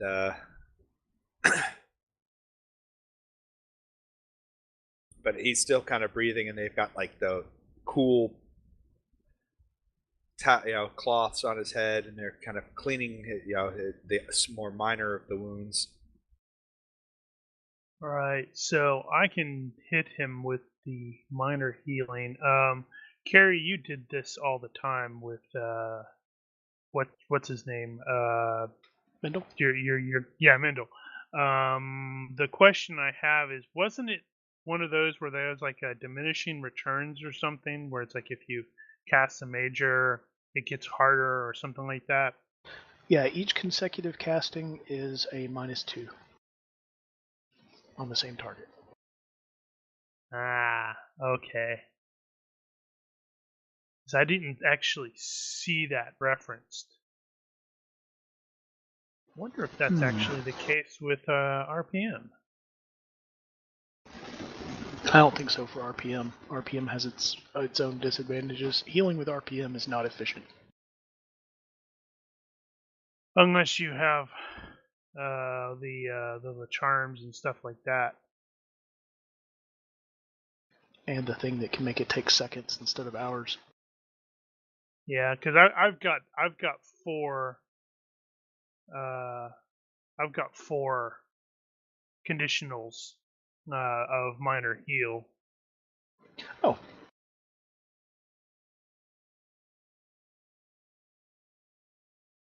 So if nothing else, at the very least, I can hit him with one of those to see how much that assists, and then as necessary, zap him with the other 3. Yeah, on the majory side, the diminishing returns doesn't affect the amount of healing, only the difficulty of making the roll. -2 on the skill roll per attempt on the same person. Yeah. Oh, I was Alright, referring to Zistrel having entered with his spear. He probably didn't even think to not drop it behind. I Yeah, assume probably he not, just but if carried the- right on in. No one would was by default. stopping him, and Oh, even if good, they yeah, had I'll tried just to keep it. stop you, you wouldn't have understood what they were saying. I'll just flop down and lean it against the wall then. Yep. Which probably is also part of what drew everyone's reaction. Is here comes a centaur armed into their ceremony, kind of thing. You ladies want to touch my magic spear?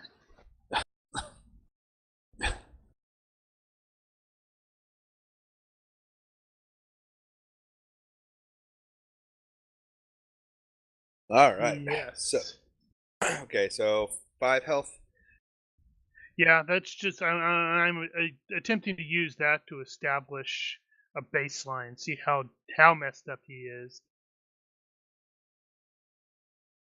He is pretty messed up. However, your healing alone, you're pretty confident has stabilized him. He's still unconscious. But but everyone in the room can tell he is not. He's already, even just with that, he's breathing a little bit easier, and the wound doesn't look as red and angry as it had. Okay.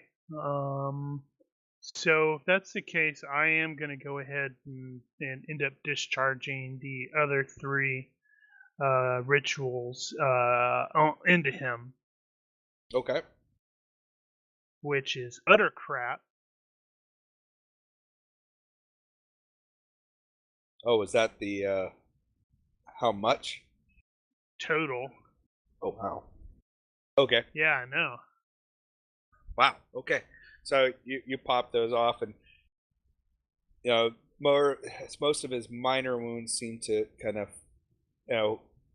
heal over, leaving just red welts. The leg for sure is no longer bleeding, and he's definitely breathing a whole lot easier. And Amir kind of checks him out, and it's like, well, Lord Finn, whatever your magics has most definitely eased his wounds. He is no longer in we are no longer in any danger of losing him.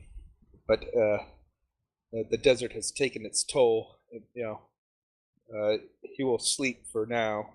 We'll make sure that we keep him in fluids and everything else.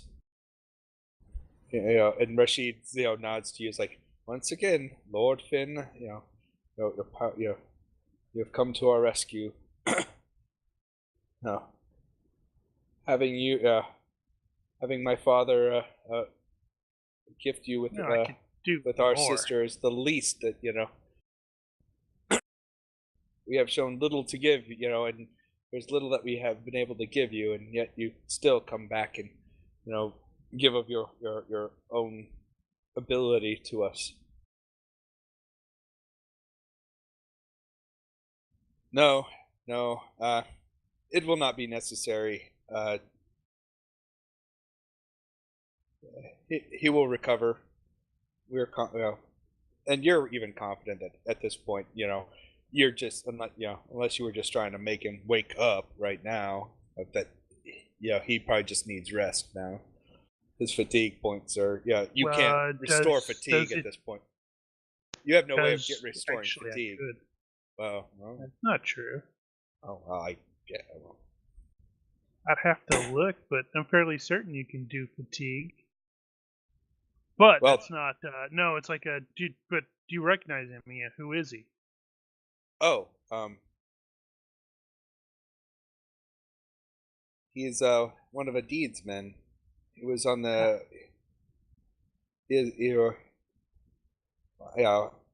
It does not bode well that he is here without Adid and the others. They were sent to. Wow, there's an awaken spell. Yeah, Mendel had that. Cost less fatigue to just kick people, though.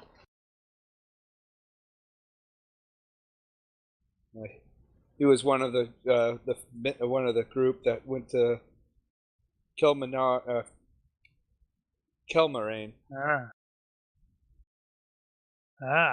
Well, we'll need to know what he says. In time, let him rest. Besides, I'm sure that old bat El-Zahidi and my father are already probably, well into their drink and now no longer drinking in happiness, but, having dark thoughts of the success of our further mission.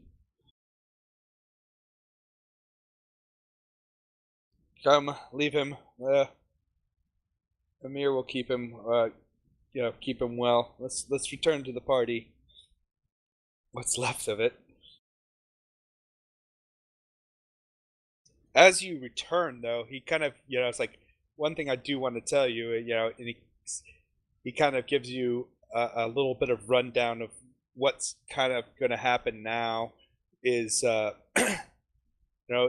while you are, for all intents and purposes, married to my sister, any kind of consummation of such marriage generally happens after a period of cleansing, and it's generally like a timed kind of thing. Like, God, I can't listen to this right now. It's like,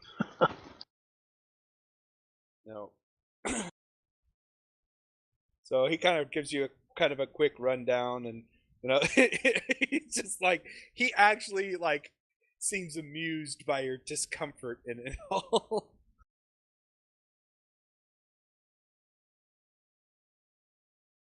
But yes, it's like, hey, I need to make sure that you and Thorn are never left alone.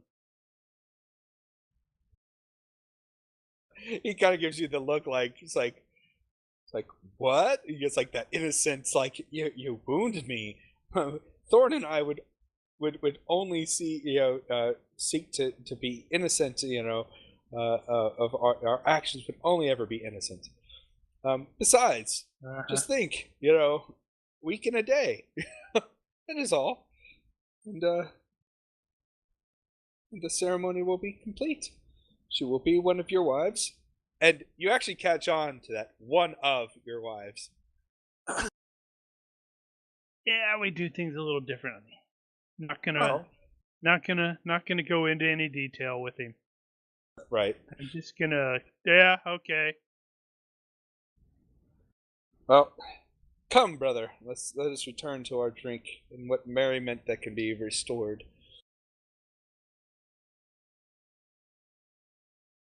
All right, Brum, you're fine. You do not have a hangover. I will need a carousing roll out of Zistrel.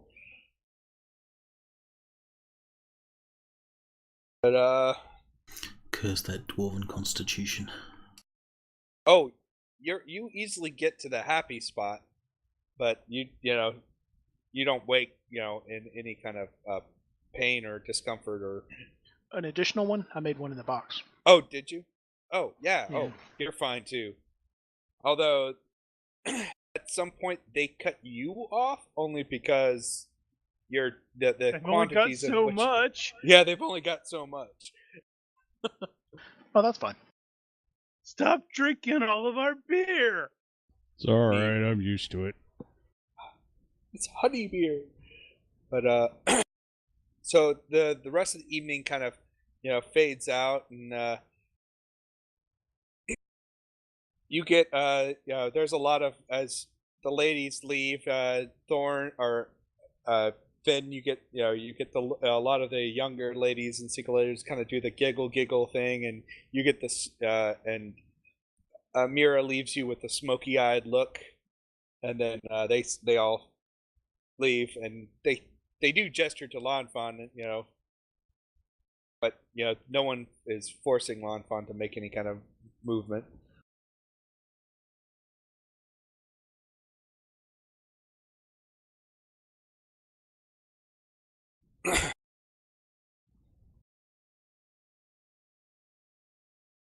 And then the party kind of wraps up, and you guys get the feeling that the sheik is more, sheik and the wise men are more than worried about what ill tidings might come in the morning.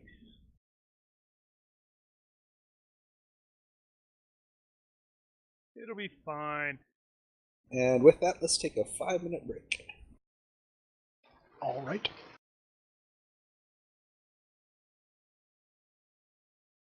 Roger break.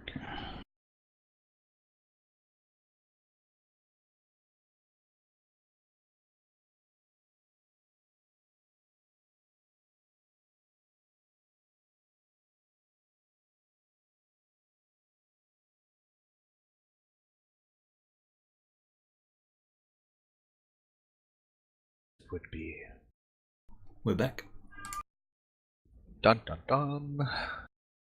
I'm so sorry. All right. So back we are, indeed. So the next day.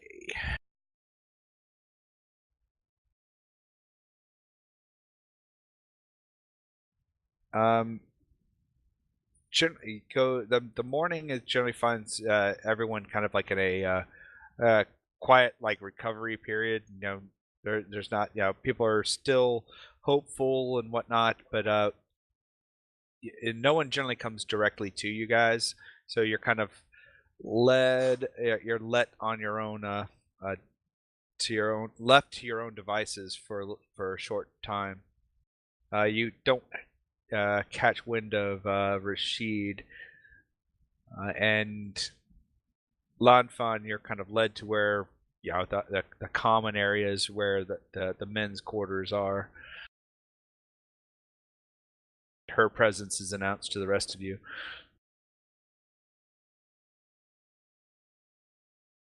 All right.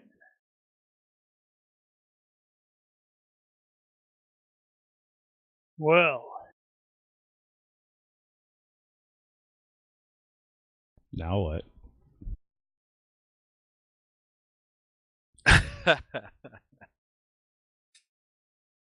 Actually, it's kind of weird. You all recognize that Finn came back with you all. it doesn't work like that.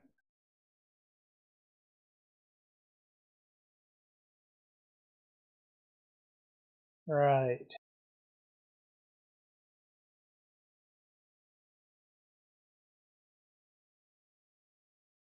Is there any? So, Go ahead.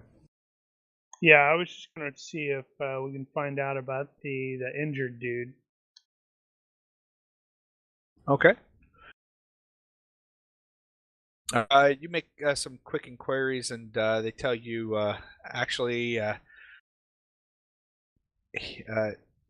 he is still recovering, but we can take you there if you wish to go and see him. Is he conscious? The individual's like, I don't know. Yeah, I'll go there and chat with Amir, the healer. All right. Which will leave everybody else to get into their own kind of trouble. Roger. So you're led off to Amir. Lanfan, what actions are you taking?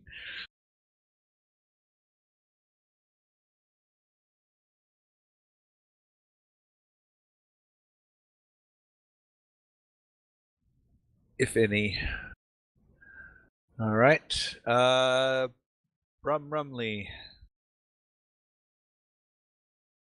Longfeng and Zistral are like polar opposites.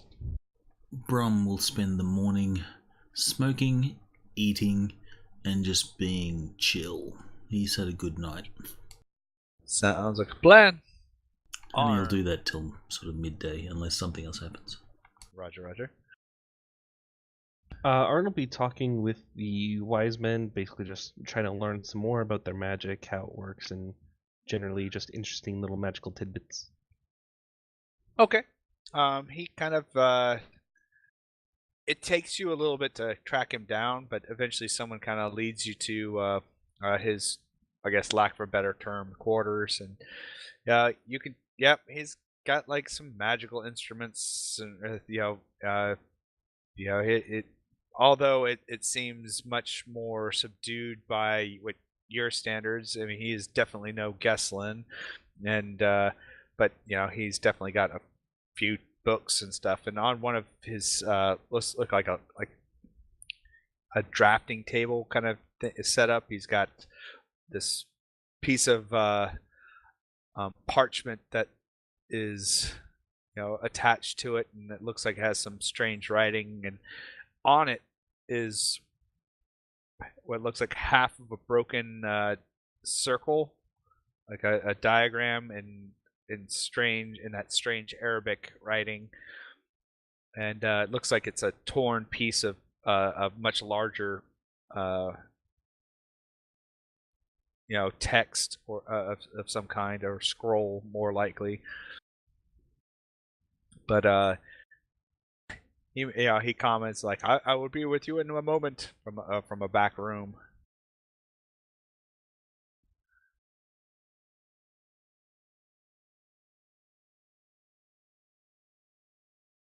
Oh yeah, I don't think any of us actually do read Arabic.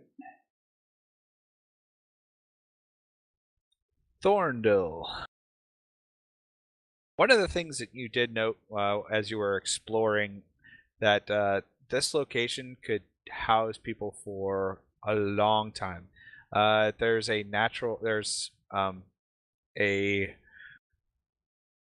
what is it? I'm trying to think. There you assume there's probably a natural aquifer somewhere near at this location. As there seems to be a few different rooms where water can be easily reached, and enough water that using even part of it for bathing seems they don't seem to be wanting for water here at all.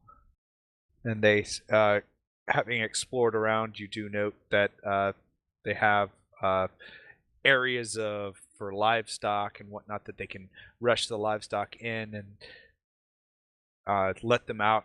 They let actually the livestock more out at night than in. Well, we're underground. It's day and night aren't really a thing. Right. Actually, that's a really cool image. Yeah. Call it the Commons. Assassin's Creed Revelation, they actually went to Cappadocia. Gotcha.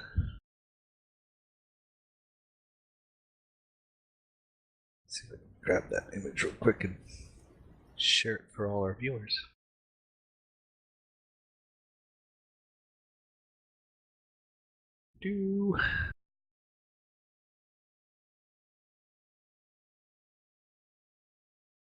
Oh, I guess we'll call it the common area.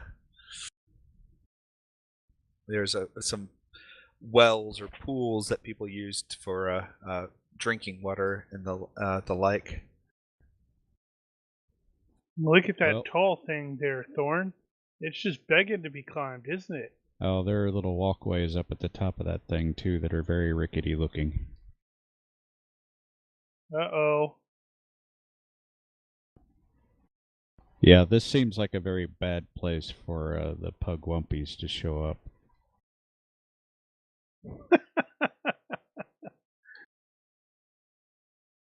Yeah, so he's gonna find somewhere he shouldn't be and perch and watch people.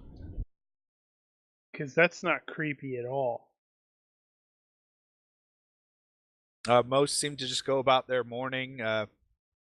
You do at around mid-morning, you do catch what looked like Rashid and his father. Rashid gesturing kind of wildly, and the father making a stern, gesture to him, and then Rashid kind of looks slightly dejected, and then they kind of move off and towards what looked like the soul, where more of the warriors tend to congregate, and where you last saw Finn heading towards. Well, I may go that way. Brum, you're not pretty gonna certain. jump? Land in a pile of hay? I'm gonna go that way the hard way.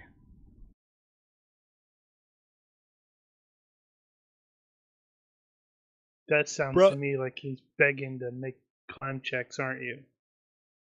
I really should take that that perk so I don't have to make those rolls. Just cause. What is the perk? I can't remember the name of it. It's basically a no nuisance rolls perk where you can do parkour to go from point A to point B, and you don't have to make a bunch of rolls. Brum, you're pretty certain that most of the stonework seems rather not amateur, more just out of whatever they worked is more just to smooth Crude. edges and crude. More smoothing the rock where natural formations were. There doesn't seem to be a lot of chiseling or heavy stonework. A lot of the erosion seems to have just been where the aquifer, over many hundreds of years has kind of worn it all away and left where I guess sandstone or deposits were, where you get these nice little hovels that they've turned into little homes and whatnot. A lot more natural looking than even the stone halls of your home. There doesn't seem to be any kind of mining occurring here. They have some areas where some natural crags and access to the surface light comes through, and they even look like they have some crops growing in those more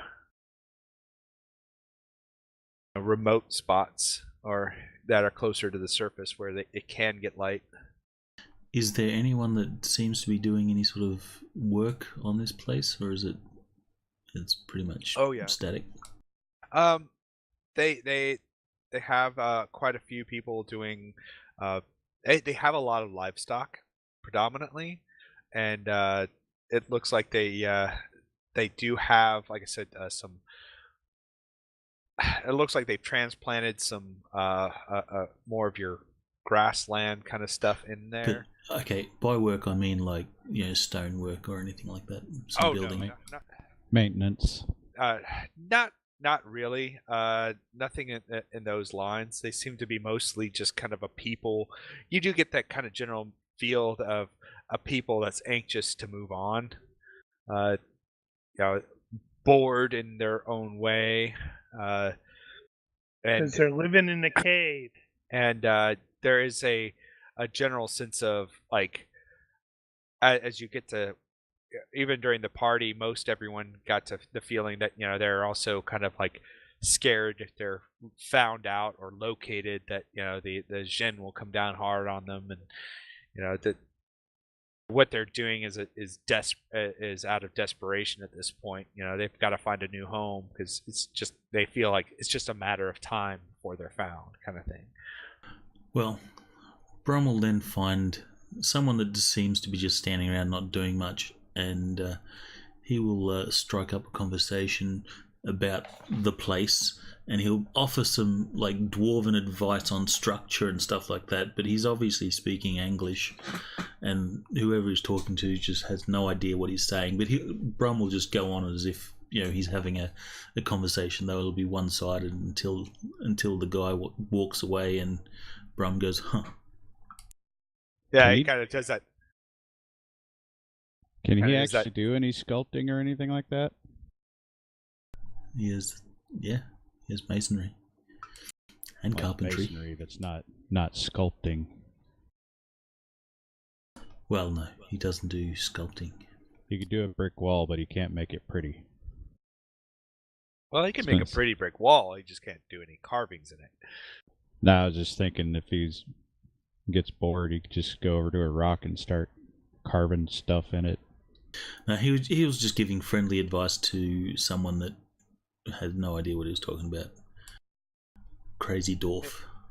Yeah, they kind of do that smile, and they use a lot of hand gestures and like try and it's like they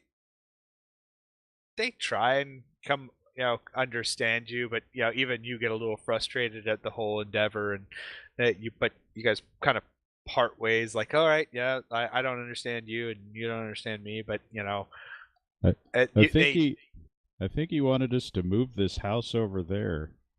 Like, wall us in. How would ever we'd leave? But Arn. Yes.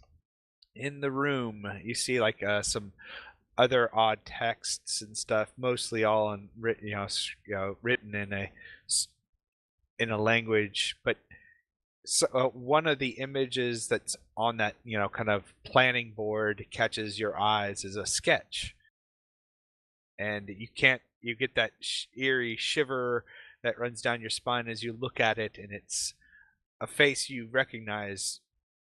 One that you see every day in a mirror, or one that you see in the reflections of water or in a mirror. It is your very own face. Oh. Okay. I mean, I'm guessing it's part of the, hey, this is one of the three guys, so it's a bit unusual, but it doesn't scream as something extra unusual. Are you sure? We've only seen pictures of you. We haven't seen pictures of the two other people. I mean, I'll ask him about it, but yeah.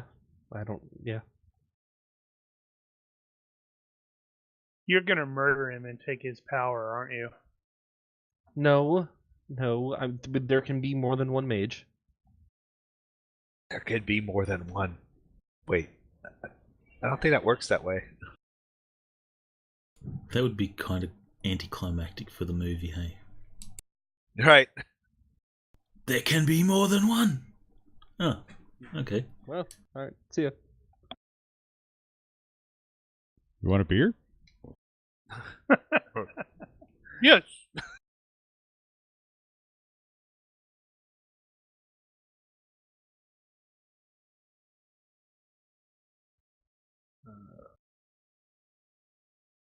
Sorry, I'm just work on something right here.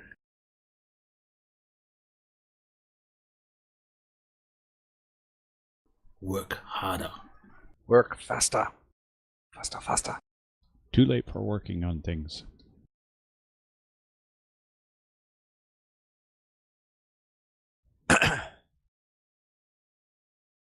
All right. So, he comes out and he's like, Master Arn, how is it that how may I be a servant to you? Well, I was just intrigued by the portrait of apparently me over there. Yes, it is odd, but I had as I was trying to. He tries to think of the word divine. What assistance we would need as the vision came of you.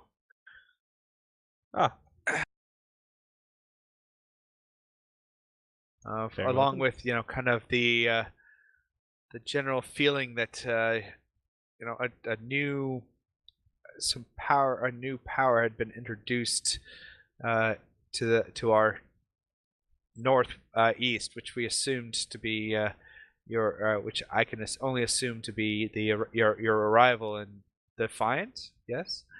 Yes.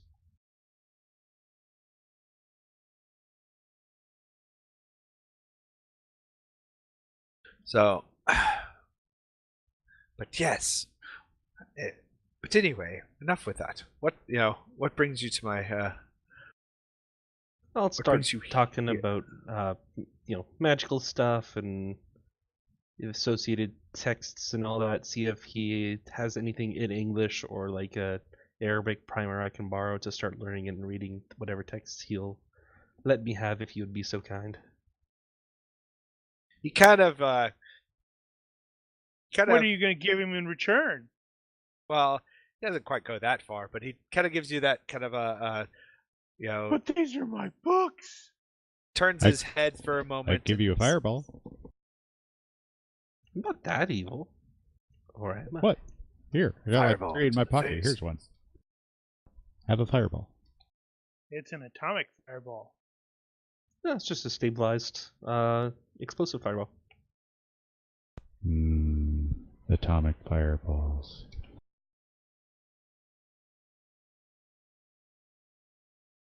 Balls would of be- atomic fire. Would be kind of cool if you could encapsulate a fireball in a little glass bead or something. Well, that's technically what, Explosive fireball is, I think. or even a delayed blast back in D&D days.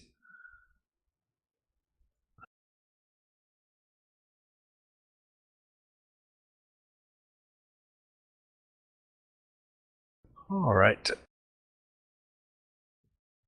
But he's like, sure. Let's see what I have. And he kind of roots through some of his some books, and it's like, here, this might help. And he hands you a text. It's like, it's something simple, more just fairy tales and the like, but nothing too arduous for a first-time learner of our language.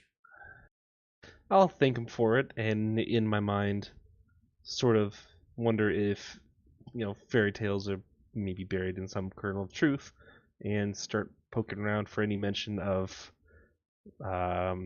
what's his face? The guy who's been running through my mind and is spooky and all that. See if just on the off chance. My mind. Yeah, exactly. If there's a reference to him in there, because why not? Crazier things have happened. We live in a world of True. magic.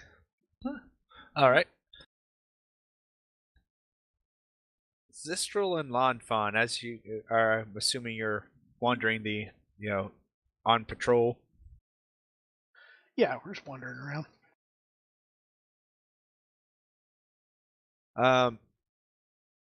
They do kind of try and keep you guys to the rocky crags and out of open sight, and you get the impression that daytime is one of the more where they try and be the most secretive. It's a little easier to see people, kind of thing. But they share some food with you, some of the those that are on guard. But you do recognize that they are really good at hiding and keeping themselves kind of like in good spots to keep an eye out while keeping themselves well hidden at the same time.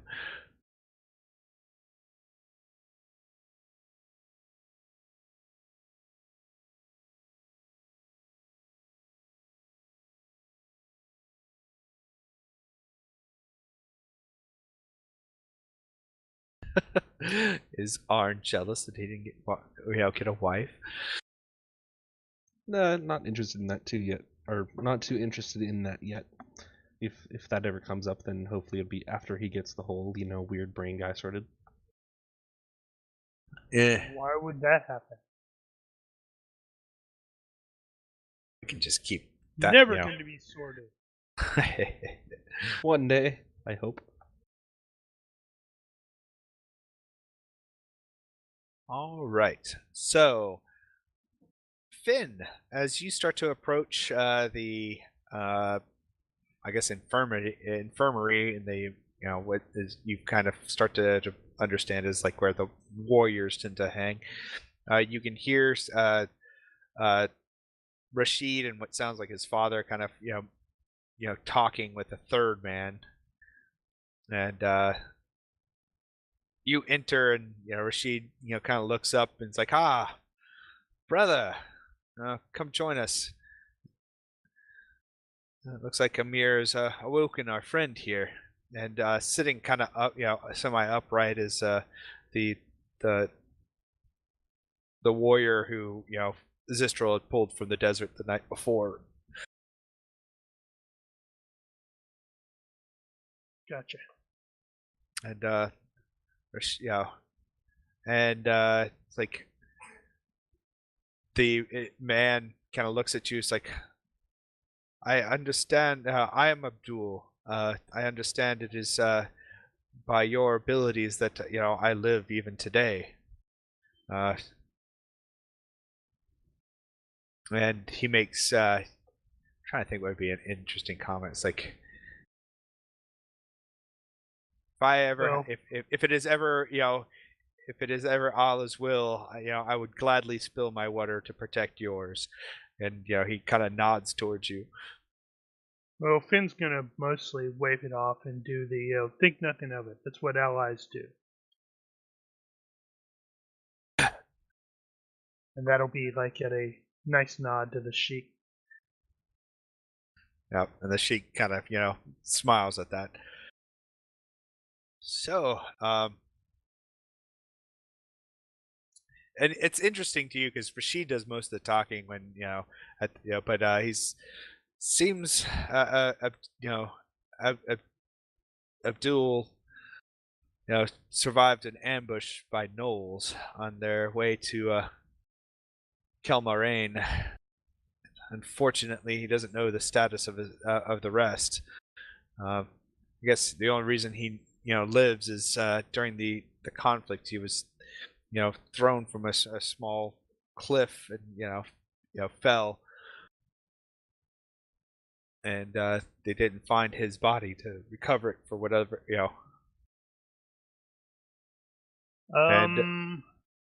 Question I have is, while the player is familiar with gnolls, how familiar are the characters? Get me an intelligence roll that you might be either a straight intelligence, or if you have an appropriate knowledge that might work, area, etc. Sister will probably be more familiar with them. I'm not there. I can make a naturalist roll though.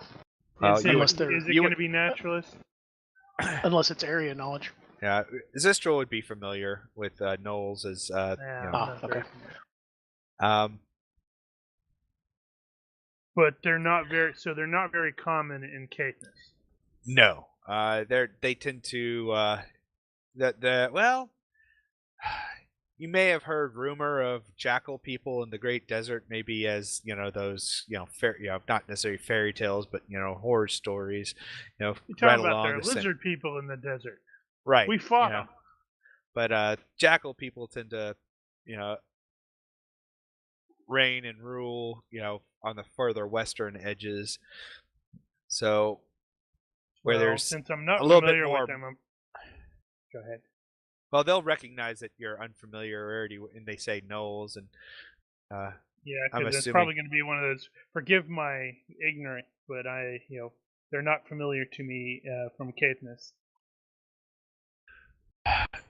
They kind of describe the gnolls as very similar to orcs and the like, but much more vicious, as much more bestial.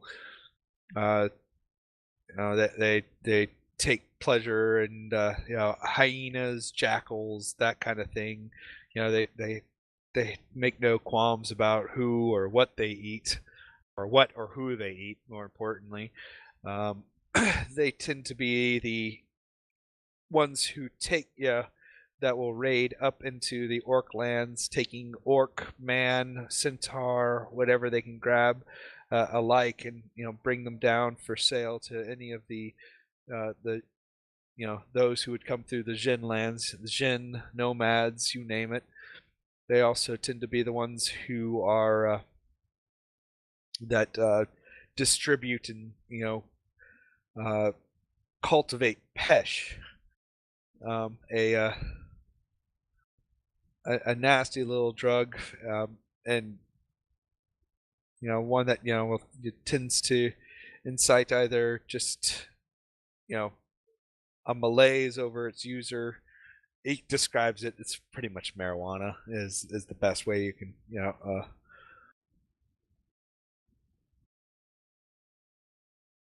is probably the closest known. Sweet. We need to become like international drug dealers then.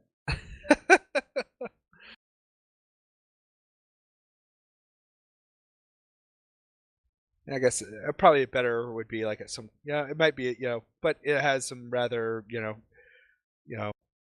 might be like a really strong, I guess it's kind of somewhere between heroin and marijuana, I guess.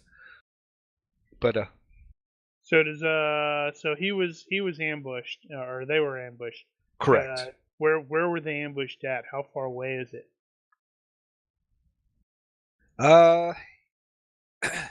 They were ambushed about what is that? What is 50 miles? Here, I'll bring up the map. He says 50 miles or several About, days. Yeah, Several days. Yes, yeah, he said several days from here. When and what Abdul recounts that when he awoke and bound his wounds, none of the bodies remained. He had what gear he had, and then some of the gear that was lost from some of his friends. Then he took that and he tried to follow to see where they went, and it became obvious to him that they were taken to at the Kelmarane proper, but he the extent of his injuries, he would never make it to Kelmarane or be able to assist anybody. So he turned back and made his way back to warn everyone that the group sent to Kelmarane to look in the library has failed, or has potentially failed. So none of the others survived. Does he know they were dead, or does he just presume that? Well, it's like he relates that it's not necessarily likely that they would be killed. I mean, if maybe it's more likely they were captured. If there were any dead, he kind of they all kind of shudder and have this look. It's like any of the dead would probably have become, well, most don't like to think about it, but become food. Any of those who lived would either be become slaves themselves, or forced into the pits to fight. How many or people? Again, How many total are there at Kelmarane? Oh, how many, like gnolls in general? Yeah. Last we knew, it's just a tribe led by one rather nasty gnoll. Go by the. How large is the tribe? I think we send Zistral in and kill them all. You can do that, right? A little larger than that. Of course. Not there, though. Especially if we have Landfan riding on him. You didn't see that. Of the tribe themselves, anywhere between 25 and 50, but they're not the only ones that make Kelmarane a place of a difficult nut to crack. There's any number of nomadic desert folk that ply their trade there, sell to the gnolls, or purchase pesh. Any number of others that be it orc or other that go to Kelmarane to test their might in the battle market. How frequently are centaurs seen in that area? The Jinn typically don't have much. They don't typically pay much attention to Kelmarane. It's kind of a the I guess Rashid kind of looks at you as like, it's the best term that I've heard you, that the devil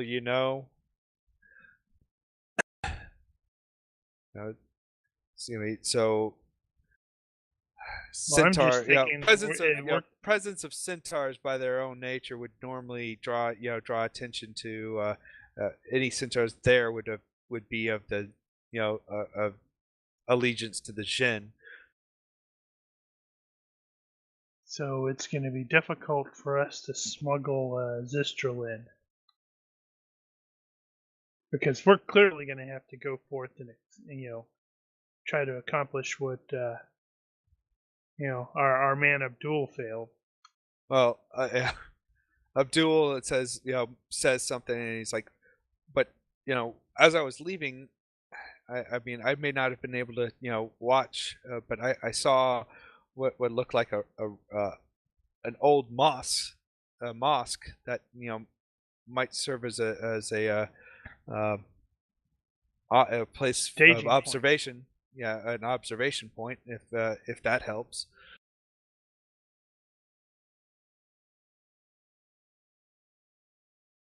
That does potentially help.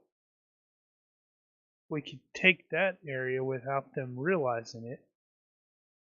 Could use that as a staging point to get the information back that we need to find, while Thorn inevitably frees every single slave that he encounters. Right.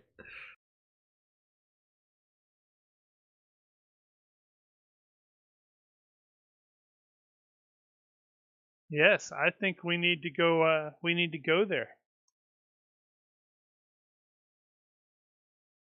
Maybe find their friends, if they're still alive, whose names are no doubt going to also start with A, like the 3 people that you have named thus far.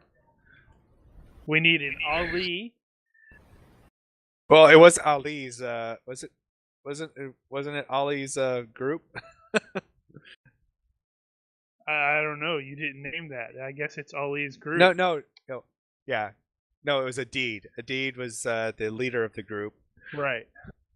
I'm gonna have to write all this down. That might just be because their language only has one letter in the alphabet.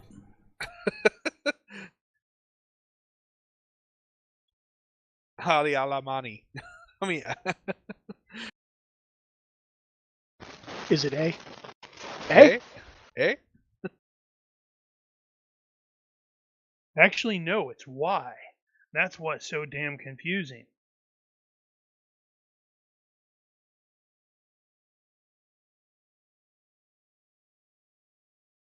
Yes, so.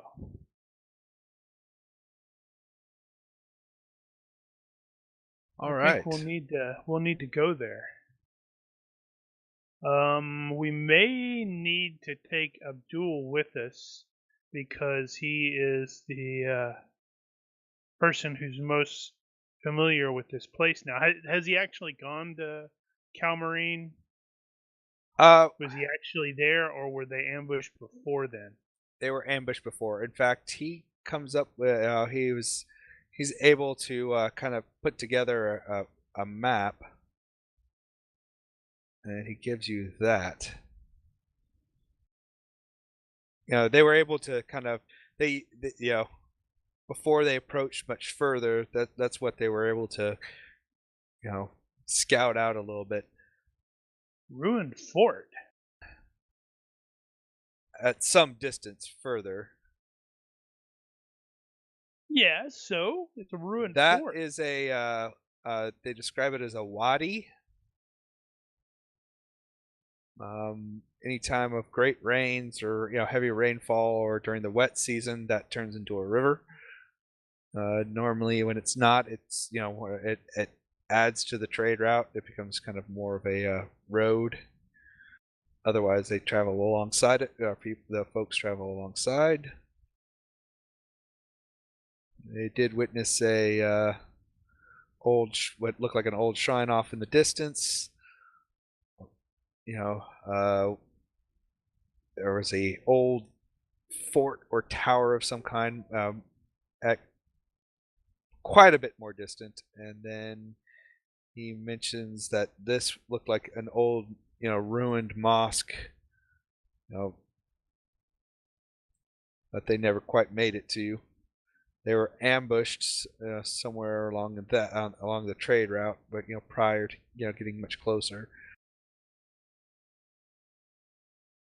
This is what they were able to put together from old intel and the like.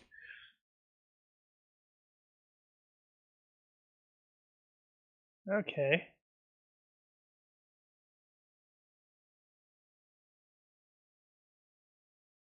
Yeah. So we go to the mosque thing and just secure it, use it as a base of operations, and then crap. How are we going to sneak Thorn and Landfan in and know what the hell they're going to be looking for? Well, I mean, you And can sneak everybody in. You could sneak pretty much everyone in if you needed to. It's like I warn you that it is not a kind or nice place, but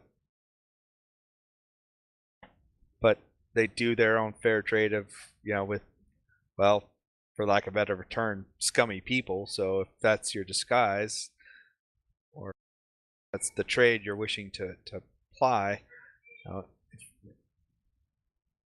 that Actually, that could wanted be to a avoid as much, avoid them as much as possible.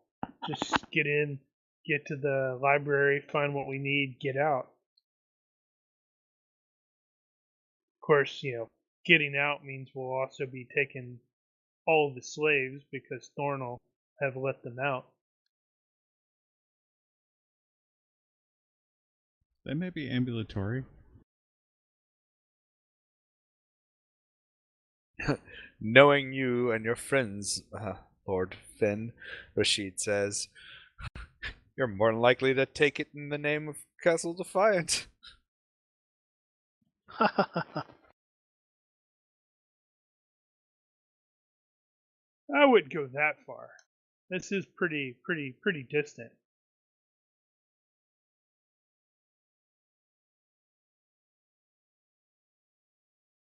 Hey, maybe if we're really lucky, we can seize it and secure it for the Fa'il. It is a little exposed for us, but it could act as a waypoint or a trade point in the future. All right. Well, with this info, I want to at least gather the other characters, so the rest of the war band, so to speak, and let them know what I am thinking. All right. Get some various feedback. Yeah, the slaves are not true. my intention. No.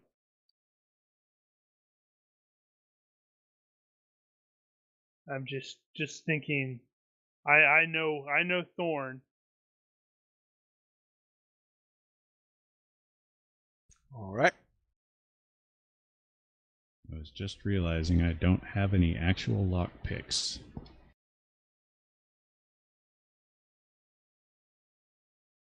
Wow, really? Say what? There was probably a reason for it. I have the skill, I just don't have the gear.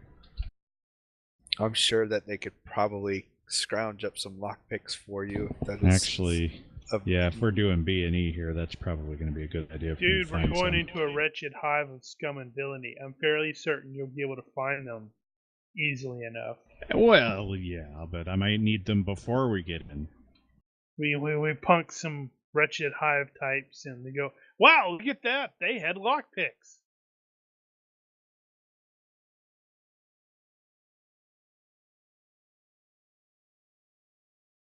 You could probably even buy them direct from the battle market. There are, merchants who ply their trade. That'd be funny. Nobody ever actually buys lockpicks. Unless you're in a hive of scum and villainy. Yeah, but even more so there. Nobody buys lockpicks. Just assume if you're a professional, you own them already. Unlike Thorn, who's not a professional. So we moved to secure the mosque, church, whatever, and then from there, well, let's not do let's secure the thing first.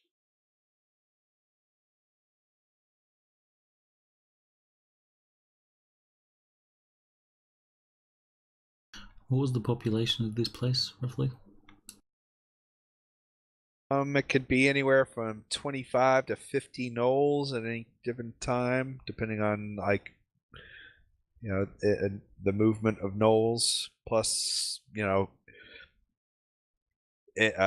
any number of other bandit bands that are trading in the area, nomads, slavers if the market's hot right now, or they got a if there's anything going on in the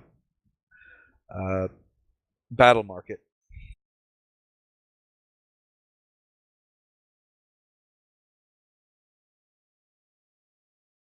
Right. So we want to avoid getting into a straight up fight in the city, town, village, whatever it is. As a precaution, we should probably have a backup plan to cause a distraction or something like that.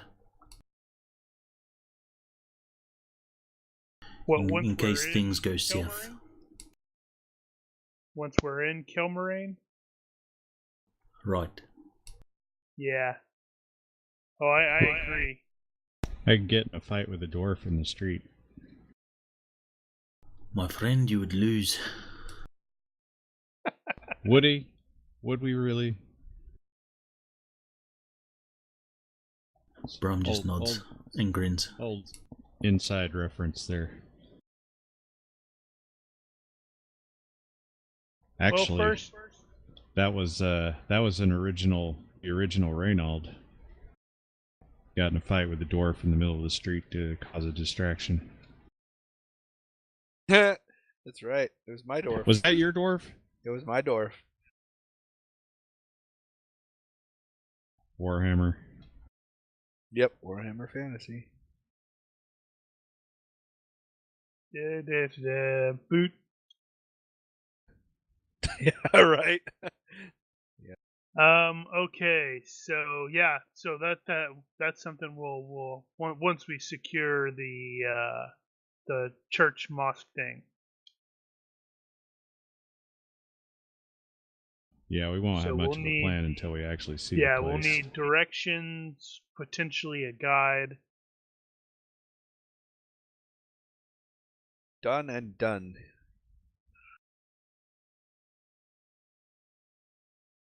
That's what, a day and a half away?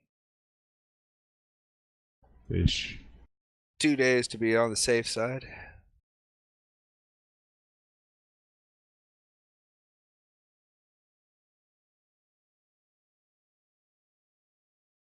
All right. All right, indeed. Excuse me, sorry. Oh, we just gonna head out first light? Yeah, that's what I'm thinking.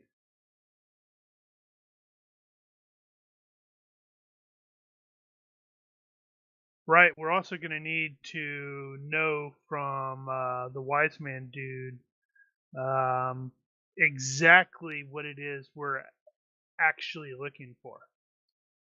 All right. When asked, he kind of pulls out he directs you to his quarters and he shows you what looks like half of a scroll. Part of it shows what looks like a strange seal on it, but it's only it's broken. And then he kind of turns it over and kind of points out that it'll look like this. It'll be the matching. It may be whole or it may be in part. Unknown how many copies might have been made. I was gonna say it's a shame we can't just get a nice photocopy of this thing. Yeah, just sketch it out so we at least have an idea about what it's going to look like.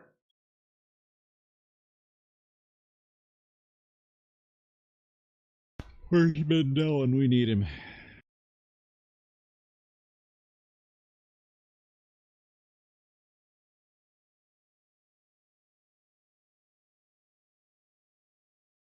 Yeah, good point. Mandel's not there.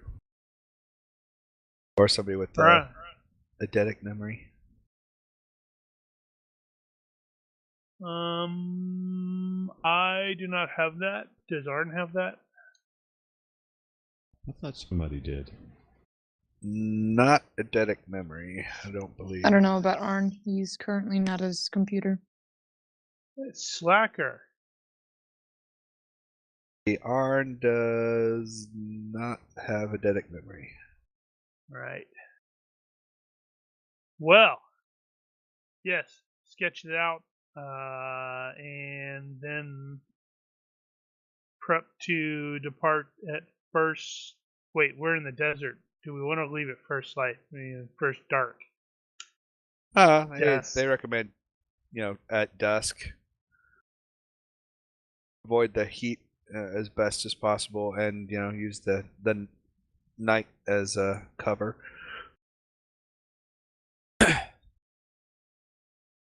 So, you travel. Cue the coconuts. Well, I guess you don't have coconuts to.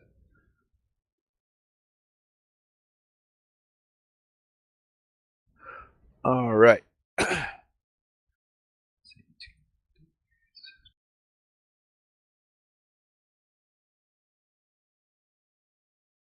All right. You arrive after about well, we'll call it 3 days of travel. You arrive at the about, I would say, mid-evening, probably midnight-ish, and you see the broken mosque not far from you. It sits forlorn and quiet in the in the near distance. I wonder if I have a better picture of that.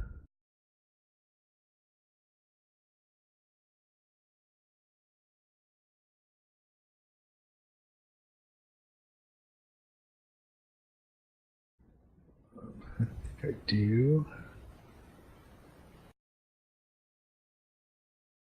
Doesn't look this good. I'll warn you there.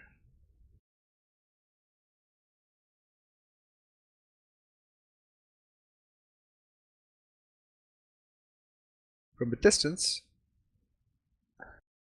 and if it were, fully restored, That doesn't look very mosquey. it's the minaret is broken.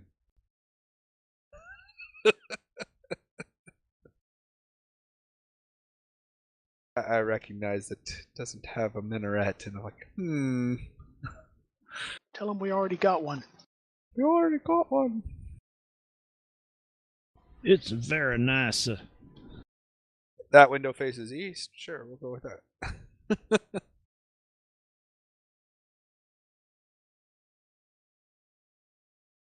Well, does it look occupied?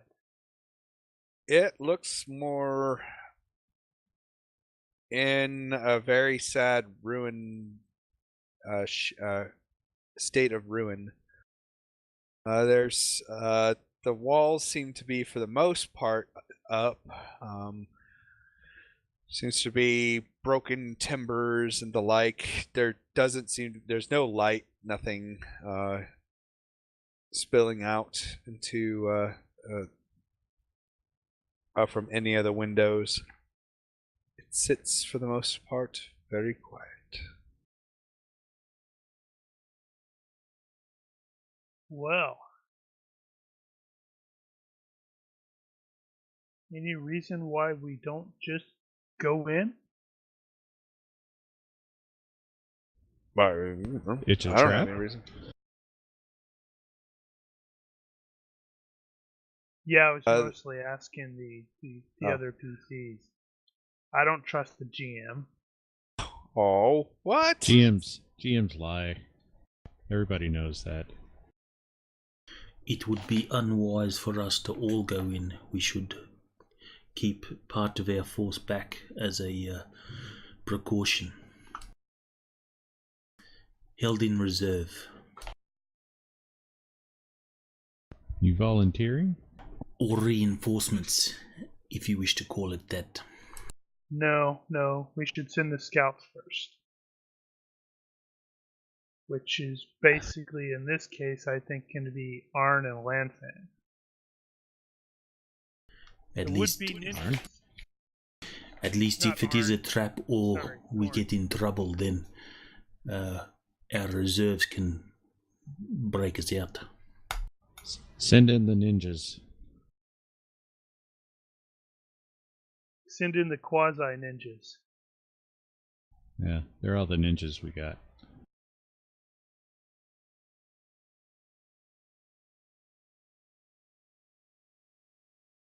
Two ninjas in the hand. A ninja in the hand is better than two in the shadows. So, Yeah, that doesn't work. the two of you should not get dead. We'll see what we can do. We will have it, however, need some means to communicate. A signal or some such.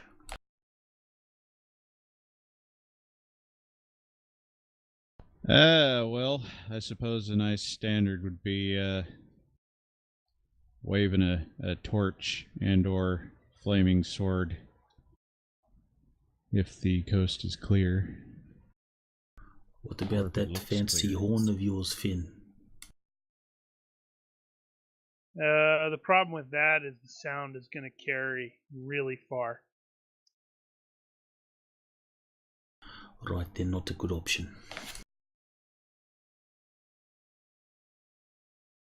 Right. This is not the character that has the whistle.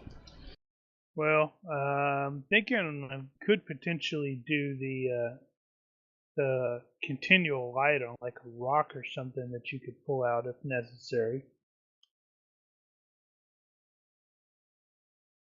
Well, how much trouble is that going to be? Continual light is actually relatively expensive if you want to get any decent light out of it. Well, I don't need a lot of light. Just need it for signal just purposes. Enough for signaling. And yeah, even a flicker of candlelight will show up against darkness at quite a distance.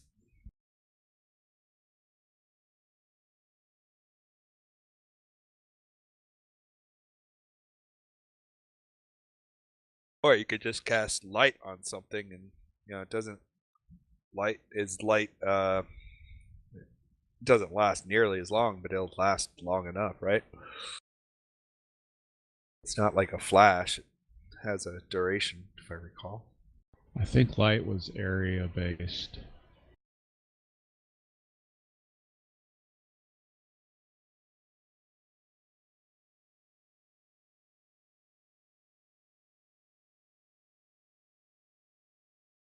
Yeah, it can be cast on an object though. It just counts as minimum radius, 1 yard. Which is perfect.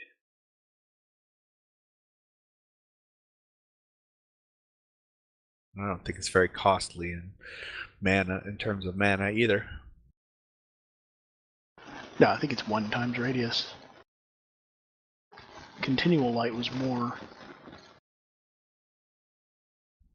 And right. I think Arn, you've got light, right? Yep, and I think he has it at 15, so that's freebie. Can it go free? Yeah. I thought it was minimum 1. Oh, It's minimum 1. Minimum 1. But I do have 15 light, yes. Yeah, probably wiser to have you do that because if I do it, I'm going to be very illuminated for a while.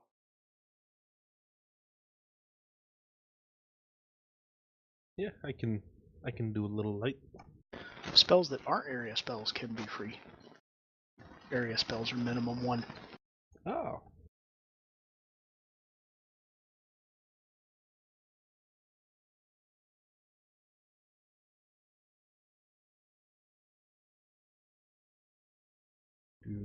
Alright. It goes at light 5, or it goes at move 5 for 1 minute. 1 minute? I can maintain it though. So You can maintain it for free as long as as long as your skill brings it to 0. yep, which it does, and then it can keep going at move 5. You can't just cast it on something and they carry it. I think so. I think you can No, cast it's it on just an I object. just make a candle flame. Is basically what it is, and then I move it. It's not attached to an object like continual light. Maybe I'm conflating it with continual light and combining the two in my head. I throw a spark that floats beside your head, kind of thing. I do not mean to understand the ways of your magic, Finn, but perhaps you could craft up some sort of signal spell.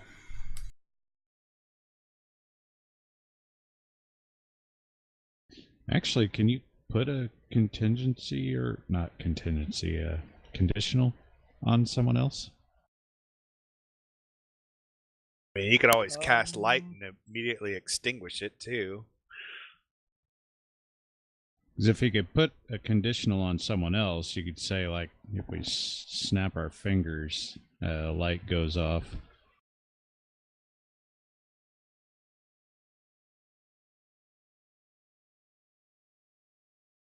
I mean, It looks it's not like that. the If light, all you're looking to do, it looks like the light from RPM is actually in the RPM book, and it lasts for 10 minutes. And it is, this spell causes an object to glow about as brightly as a lantern for the next 10 minutes. There you go. Alright, yeah, I can do that. I won't even need the create the energy. I can just use my energy reserve for that, because it's only like 7. I mean, you're probably still gonna need, torches and whatever when you get in there.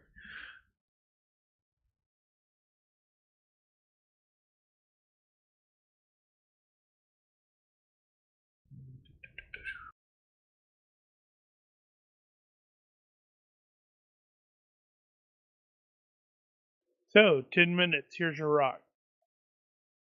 Glows as bright as a lantern for 10 minutes.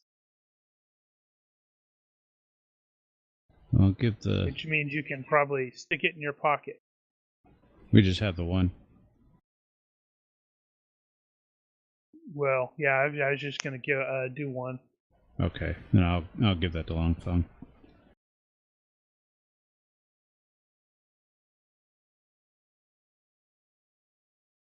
All right, and then we'll bugger off and B&E. Although, do we want to stick together or do we want to? Well, that's up to you. I'm asking that of her. Stick together or split up?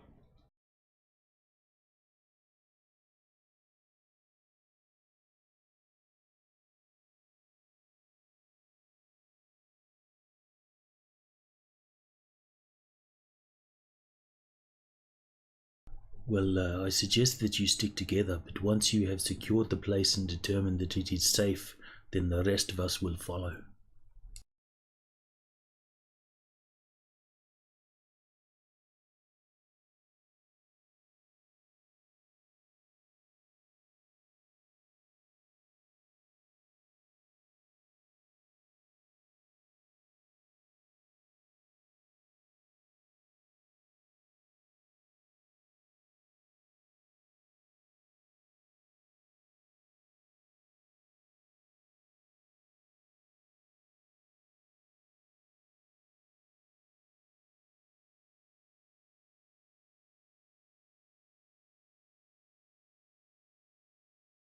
That is crazy. What is? The goat climbing the tree that was linked.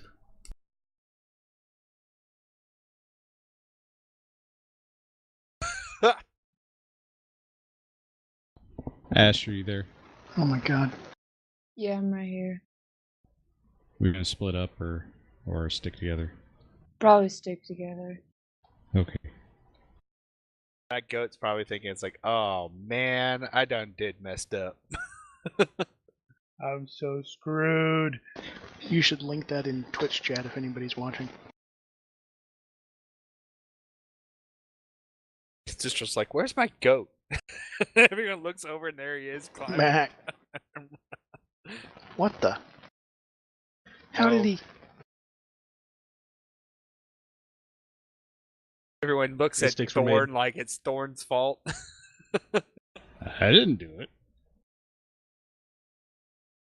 All right, right, you so- two, don't get killed. All right. Well, we're just gonna breeze through, find the first obvious point of entry.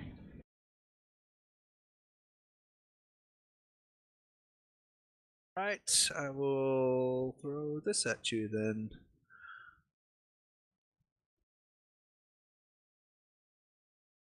You kind of, I'm assuming you're doing a circuit.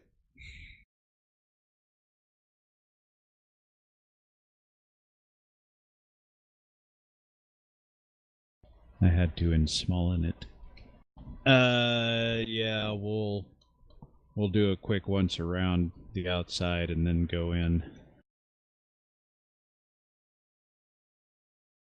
There, I suppose. Yeah, I got in small in it too. Sounds good to me. One moment. I have to turn off something. Y'all are gonna get ambushed by those pugwampy things. That'd be about right, wouldn't it? I'll give me 1 moment. I have to make a quick head call. They friggin' dogpile us. Yeah. Because those things suck.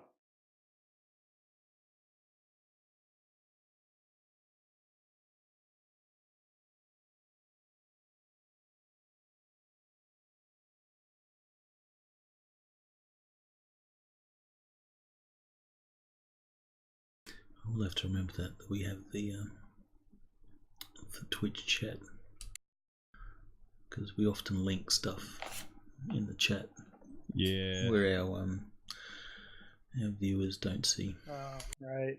Yeah. While he's buggered off, we ought to mention that we've got 100 subscribers on YouTube now. Yay us! Wow. We win a cookie. If we make one. Thanks for subscribing. You must be horribly bored. Alright, after a quick circuit of the location and choosing that your entry point.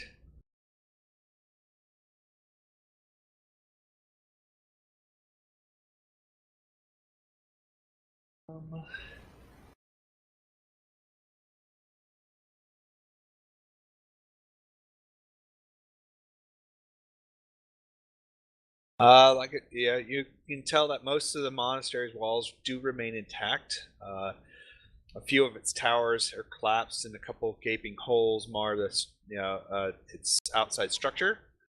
Looks like a lot of any of wood seems to have been rotted away.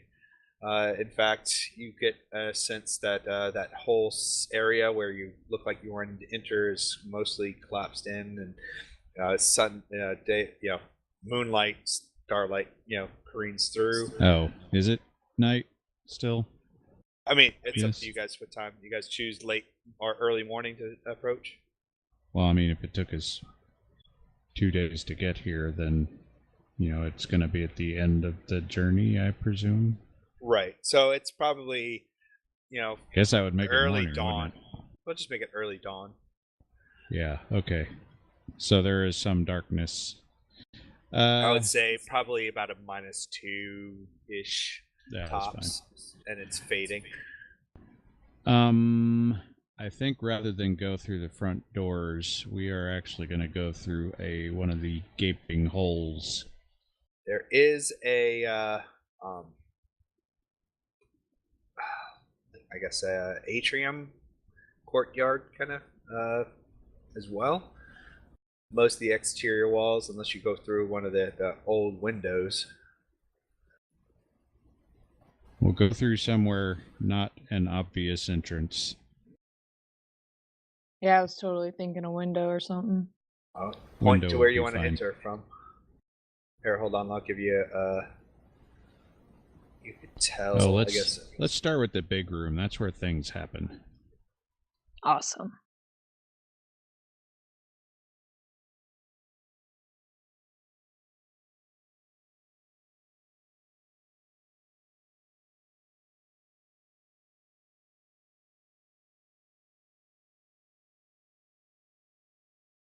So you can also tell that.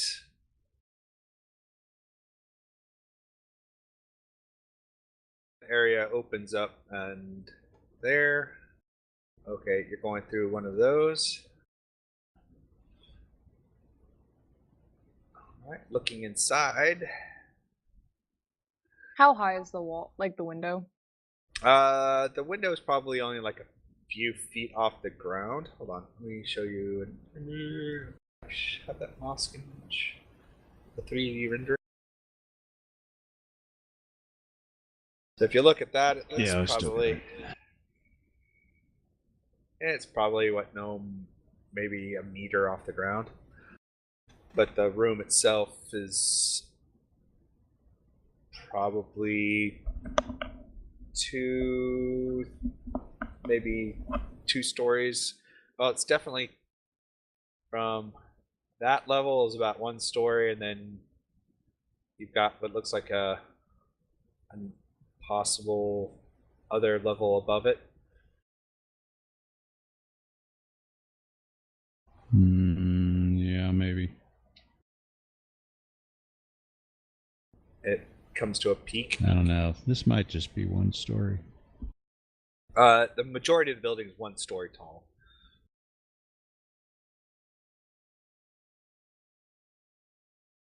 Right. All right. Let's see. Let's see. As you guys start to approach and get close, you get like a strange shiver down your back and a kind of eerie feeling. You don't know if it's just the creaking of the wood or as the sun starts to warm the timbers and the stone, but it's like ugh. Does not feel like a very happy place. Looking through, it looks like you're looking into a chapel. Go ahead and throw your tokens on the. You're supposed to do that. Oh, that is From true. the combat tracker. Yes, I was testing you, and Phil wins. Yay! Phil gets a cookie. Ooh, Bonfon's a giant. How'd that happen? I'm finally big. Yay! Guess, Lynn. And now you're not. She's still the ugliest dwarf I've ever seen.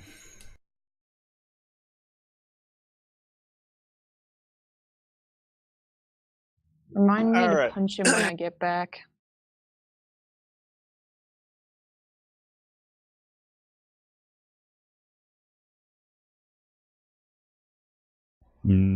What if she had distant blow? All right. So, who's going in first? Ladies first. It's you. Ladies first. Nah, ha, ha, ha. Nice one.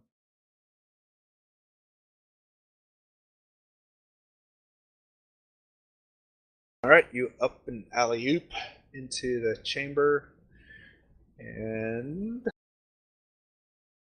dragon eats you. Damn dragons. Saw that coming.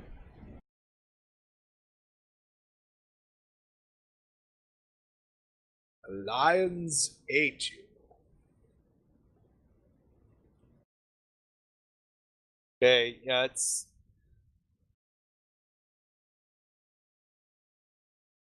definitely it's large and cavernous. you see like a rather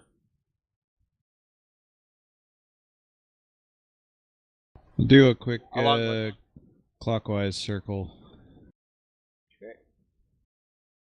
There's like obviously some many very overturned and broken pieces. Make sure to look up. You know, the large Totally.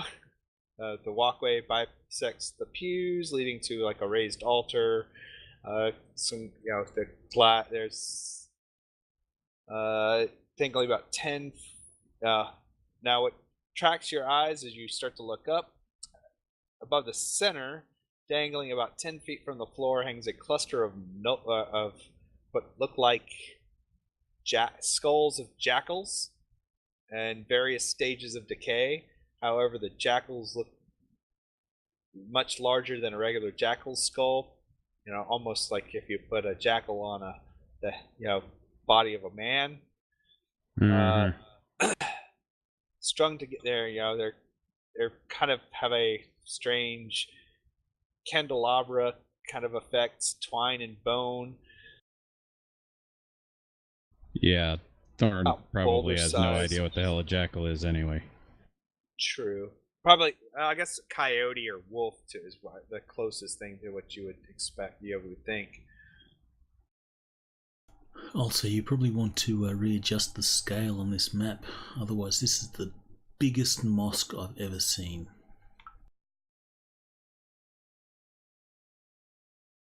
Yeah, that's... Well, it's actually it's a 5 big foot mosque. squares. Yeah, but those 5 are foot really... squares still bigger than a... I'm seeing like 7 miles, 6 miles, 8 miles. Oh, that scale. that scale. That's How about awesome. light years? Parsecs? Yeah, that makes more sense. Up above, however,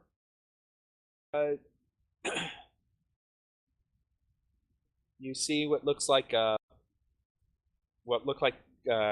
couple rows of, you know, like maybe some storage area where like a balcony kind of spans part of it. Okay. The wall does the 2 huge sections of rafters have been engulfed in what look like a nest of patchwork random bits of cloth.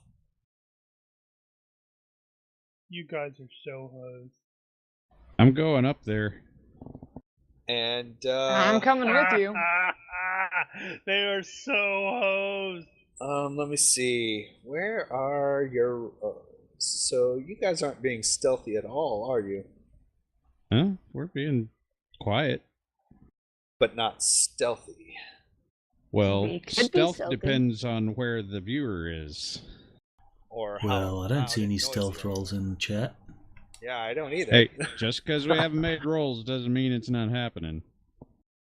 I mean, some stealth Because rolls. the GM didn't ask for any. Oh. All You right, don't I'll take roll a until couple. the GM says I'll to take a roll. couple stealth rolls into the box, please. What's in the box? couple. What's in the box? 1 each, please.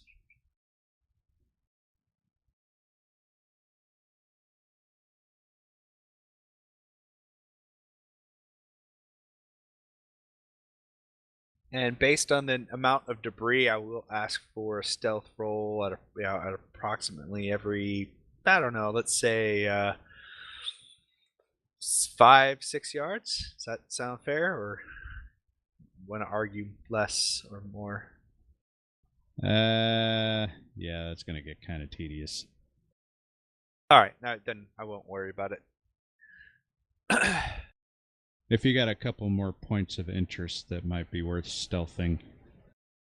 All right, go ahead and move yourselves around a little bit where you wish to be. Where's the balcony stuff? I'm sorry, I'm just going to draw you. There does seem like a ladder over here, which didn't come out in the map very well. And the balcony kind of sits, probably the best way is, I have an actual map, but I guess I didn't. Right above your head. Kind of there. And Oh, then, so it's just there? Well, no, it's on both sides. Right, but it's just a platform. Yeah, it's like exactly. It's a platform, but it does crisscross a little bit, and then you have these, probably I would say nests or whatever they look like, right about there and there up above you, and small rafters that go between. Right. Okay. So I think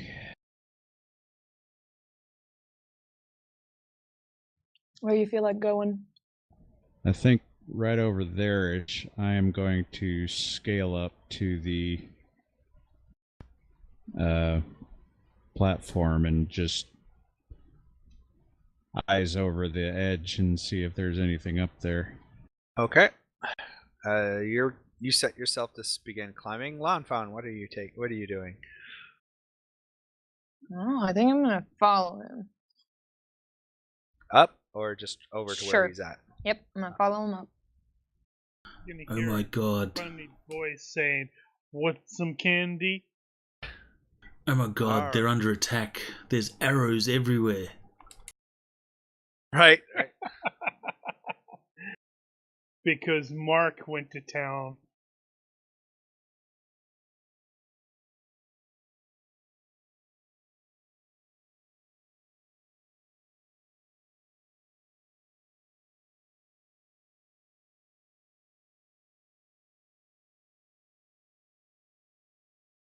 There. Right. Gotcha.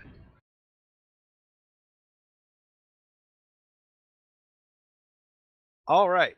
So, a couple things start to happen. You start to climb, and just as you start to climb, Lanfan, you take a step, and you swear that there was nothing under your foot a moment ago, and you immediately take something round. Just and I need a dex roll from you, and Thorn. I know it's coming.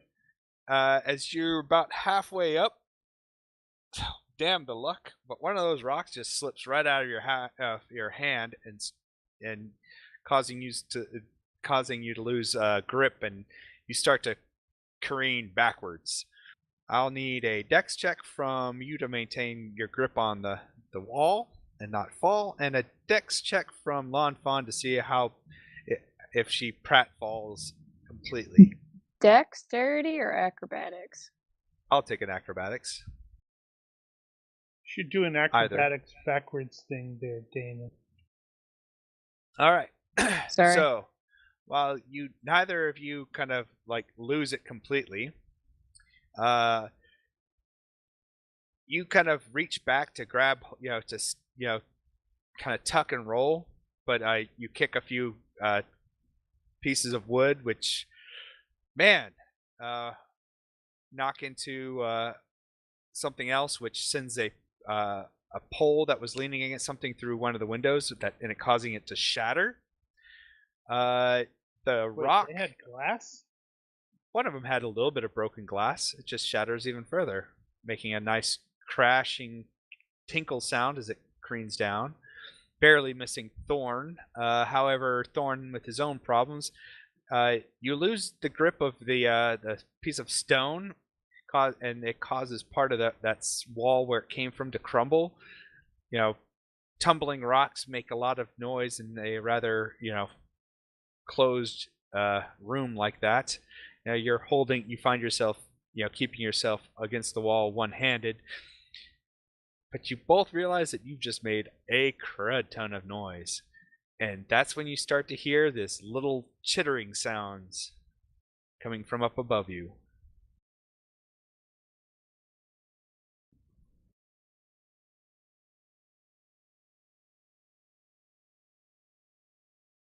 Well, let's not go up now, and let's just get out of this room. Back out the window, regroup. Good with that. All right. As you start to make your a quick, hasty exit, you you hear the thwack of a few things hitting like the walls behind you, and something makes a nice neat hole through one of the last pieces of remaining glass of a nearby window as you guys make it out of the room.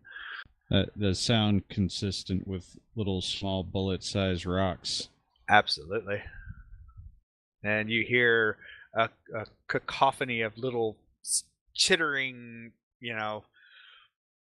upsetted noises coming from the roof and rafters of that area. Recon successful.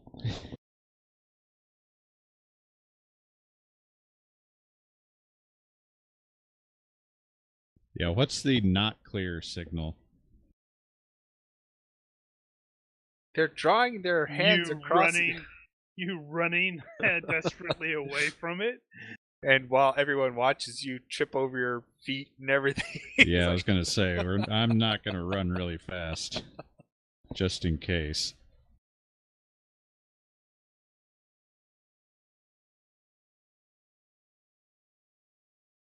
Yeah, we'll reassemble with the rest and let them know that the area is occupied and... Well, crap.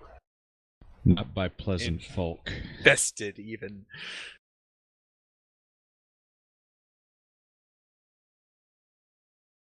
I kind of suggest that Arn just blow the whole thing up. Okay. I agree. That kind of defeats the purpose of us using it as a staging point, though.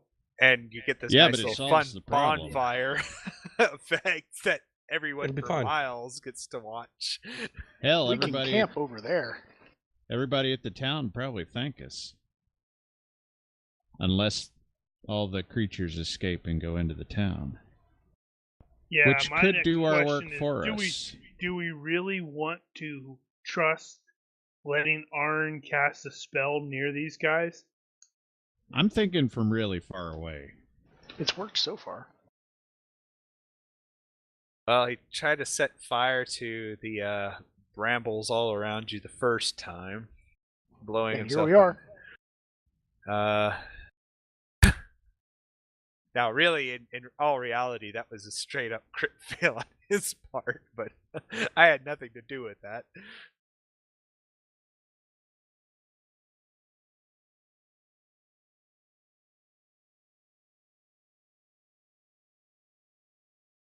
So, oh crap.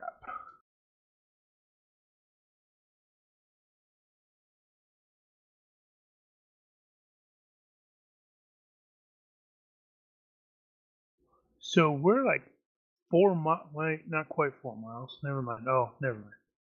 Well, about 4 we're like miles a mile away. No, we're like a mile away from the town. No, 4. That doesn't track with the little thing next to, where it's like 0 to 1 mile. Ignore that.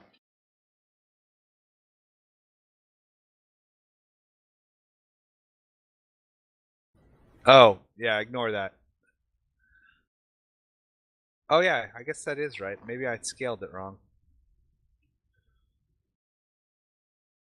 Because if these frackers are here, then I say, we would go over here and check out this old shrine and see if it's not I was going to say infected. this was just a point of convenience. We don't actually have to go in there.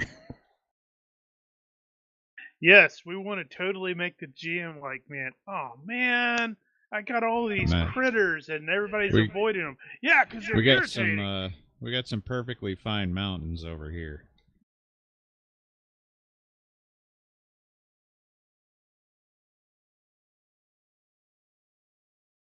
Yeah, so let's swing wide and check out that old shrine.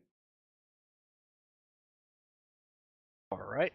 Give me a, as you get to about there, I need a, observation roll, perception checks, that kind of thing.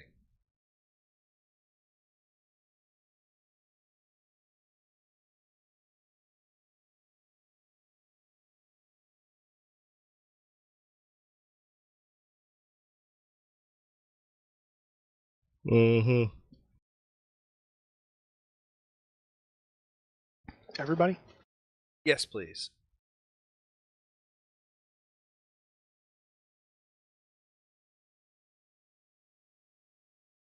God, people. Somebody make it. Landfan succeeded. I did. Actually, I have no idea what mine is because I rolled mine in the box. rolled What mine in you the box, guys too. are? Zistrel and Lanfan and Finn. You, as you kind of crest those hills and whatnot, you catch sight of what looks like a patrol of these what look like wolf or dog-headed people. There seems to be about 8 of them, and they seem to be just kind of patrolling that road.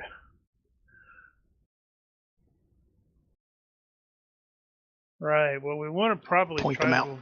avoid getting into a fight unless we have to.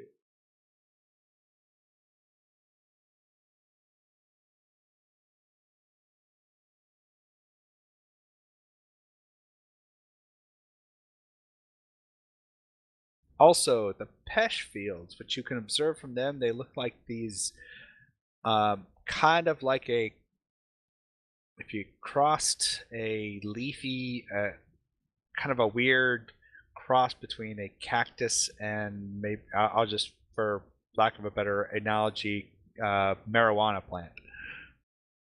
That is a mixed up marshmallow mess. A cactus and a marijuana plant. It's not the best analogy, but you know. Having trouble visualizing that. I know, I'm struggling. I'm like, I need somebody to give me a nip on this because I can't help but to think of a regular cactus with weird marijuana plants on it. It's the quenchiest. Sounds like you've got it.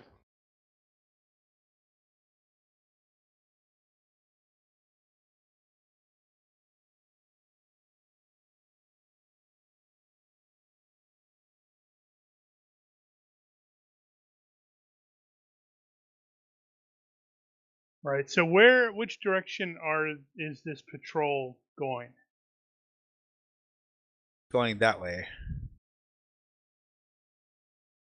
Man, I wish there's a way we could train them into running into the unluck critters, because that would be hysterical.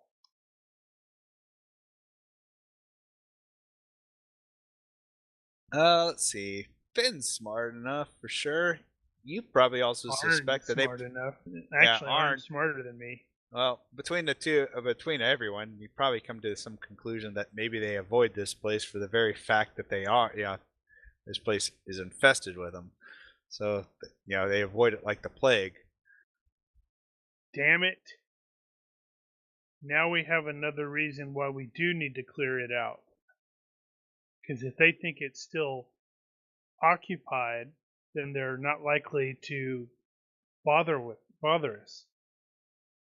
That's true. Yeah, well, that's going to be a lot of trouble. But it might be worth it. I wonder if we say that after it's over. Having a sort of base of operations that the enemy is not going to ever mess with is a pretty significant tactical advantage.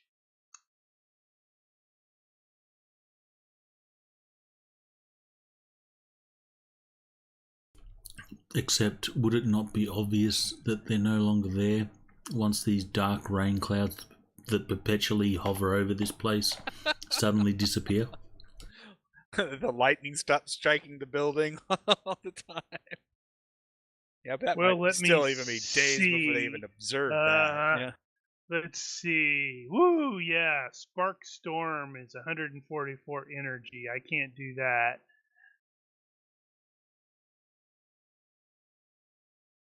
Clouds. Ooh. Well, now the other thing you need to bear in mind here is that depending on whether or not the scale is correct, we're within sight of the town. and probably within hearing of the town if something goes particularly loud. No exploding fireballs. Or keep them to a much smaller scale. So if we, for example, burn the place down, they're all going to see the smoke. I swore the scale was much greater than that. If the scale marker is correct, it's even closer. Yeah. Oh, I know. I mean, I thought it was further than that, but no, that's straight from the thing. Yeah, well, given the size of the peaks on this map, it probably should be farther away. Or these are some really weird mountains. Well, it's a really Artistic license. Yeah. Or it's artistic. You realise the scale thing on the map there, each segment is a quarter mile. Yep. Yeah. So what you've got there is currently not right. Right. Right. Yeah. I pointed that out. Yep. I figured it out, but I don't have And a then quarter he mile. said, ignore that. Ignore the 1 mile thing. We'll just go with the Yeah, it's not that far off. Can you set it to partial? Will it do fractions? Because if you set the units to 0.25 miles, then it should work. don't let me do fractions that I'm aware of.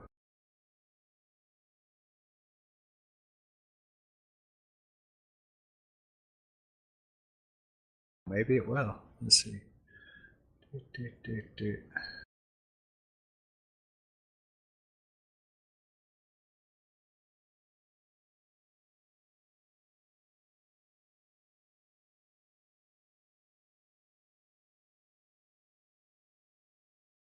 I don't think you can.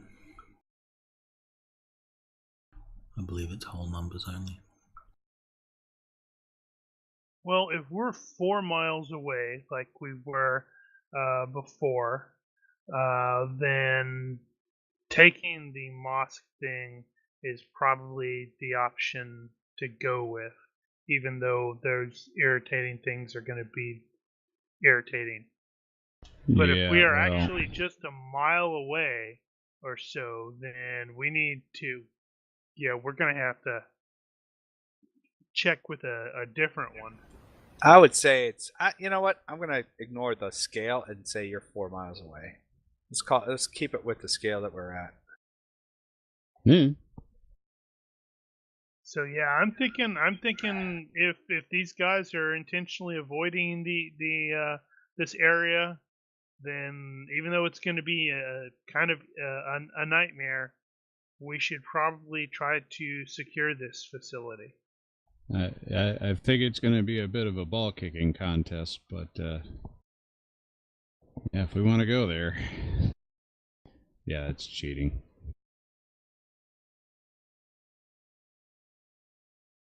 I don't know what you're talking about.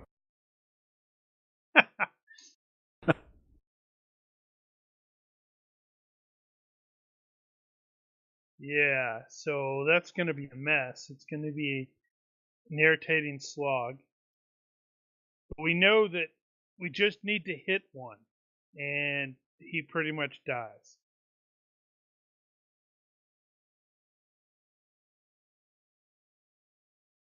Well, we're gonna have to go in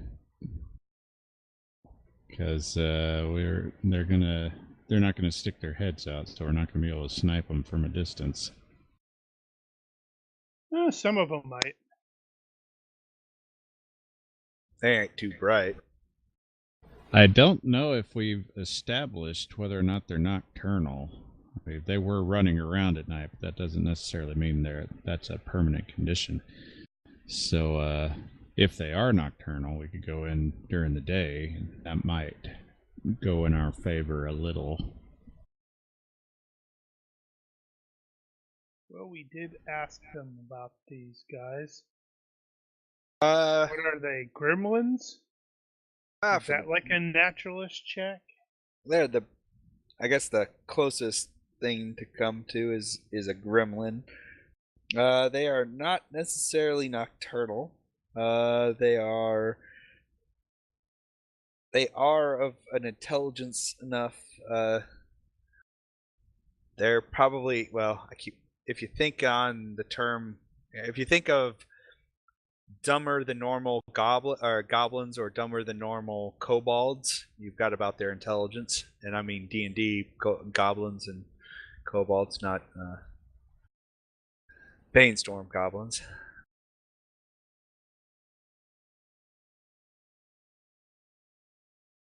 Think elevated rats, maybe.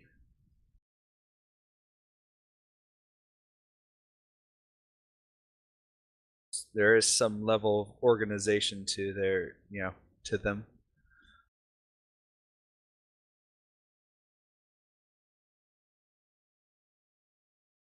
Well, if we are decided to go in, then we have our tactical issues to deal with.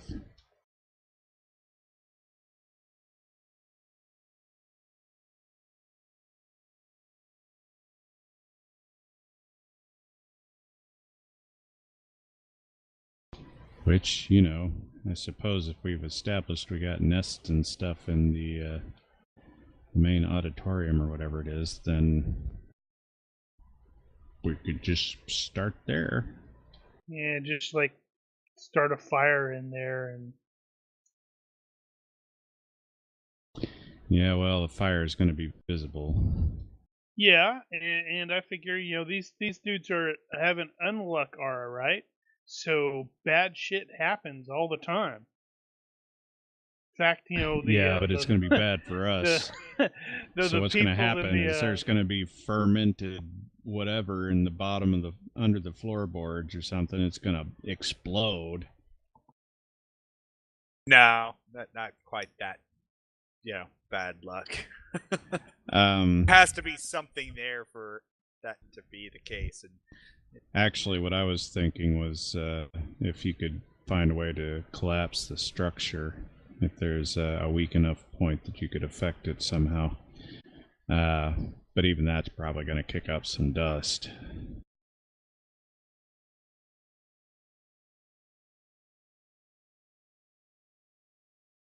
Well, if it helps any, this is in a slight hollow, so it's not a straight up direct line of sight to. I mean, it's if you're sitting on top of the building, you can get a good view of the town and its areas. But yeah. Well, as far as I know, we're not necessarily on the clock here, so we can take our time and. Yep. You're not. If we can go in there, go in there, pacify the place, and then wait it out for a couple of days and see if anybody responds.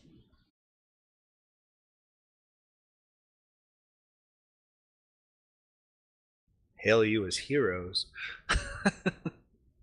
All of these damned arrows. Boxes. I guess we don't technically need those anymore.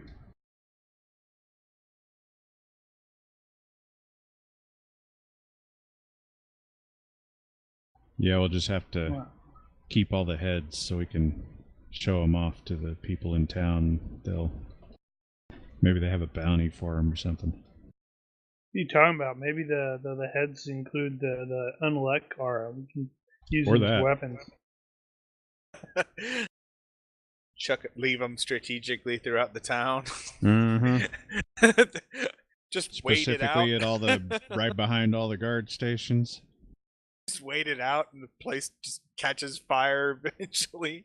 That's what I was thinking originally. Is you smoke out this place so those things have to leave, and make sure that if you could figure out how to bait them into the town.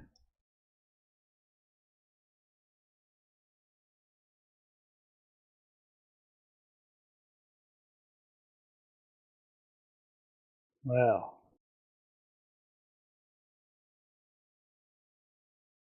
Well, we're about to. I think once you guys have a plan set, we'll call it at the plan. Prepared to execute, and then we'll begin next session with the execution of said plan. That is.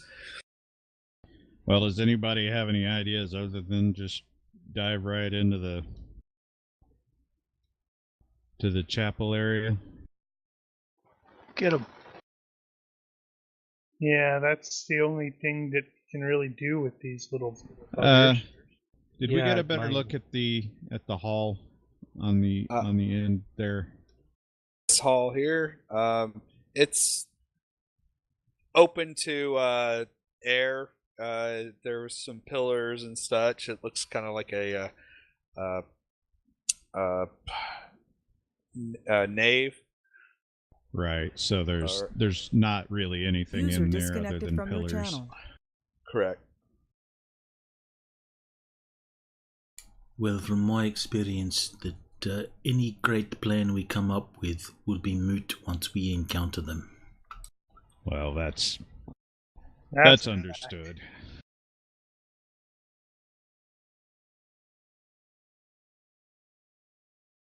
Yeah, just go in, kill them. Get him. That's your plan. Get 'em. Okay, so point of interest, they do have the slings, and we know those things aren't exactly nerf. Shields up. We don't all have shields. Let's see, Brum has a shield. Finn has a shield.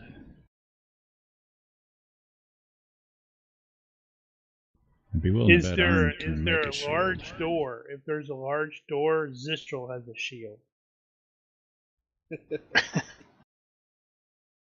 Makeshift tower shield. I mean, I Okay. can try to do a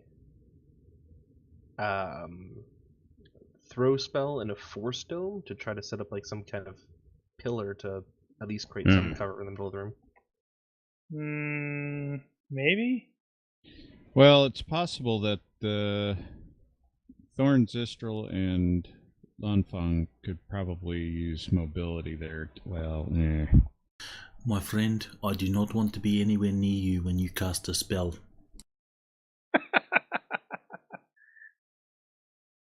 Missile shield.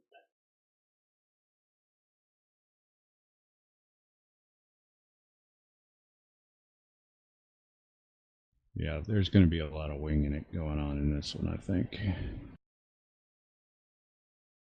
A lot of winging it.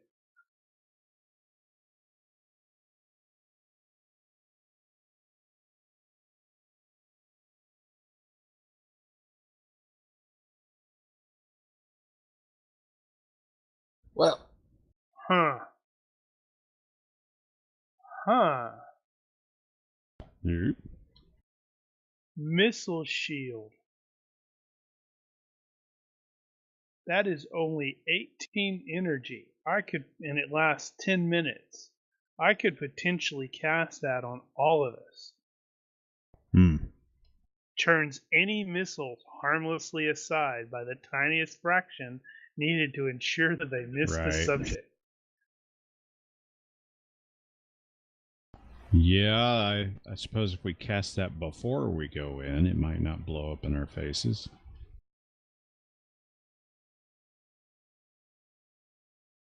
Yeah, let me look into that. On the other hand,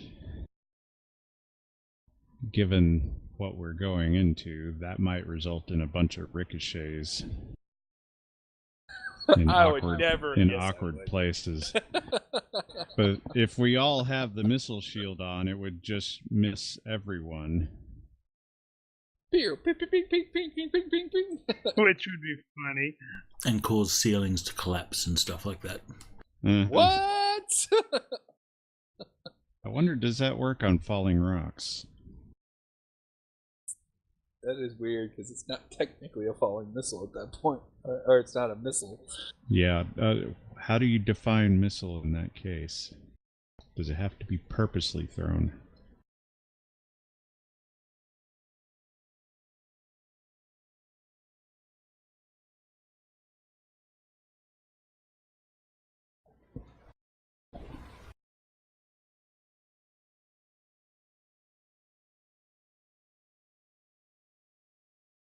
Given the nature of these creatures, I think any sort of magic would be unwise. Hell, even just going in there would be unwise. Yeah, well, we already decided to do that.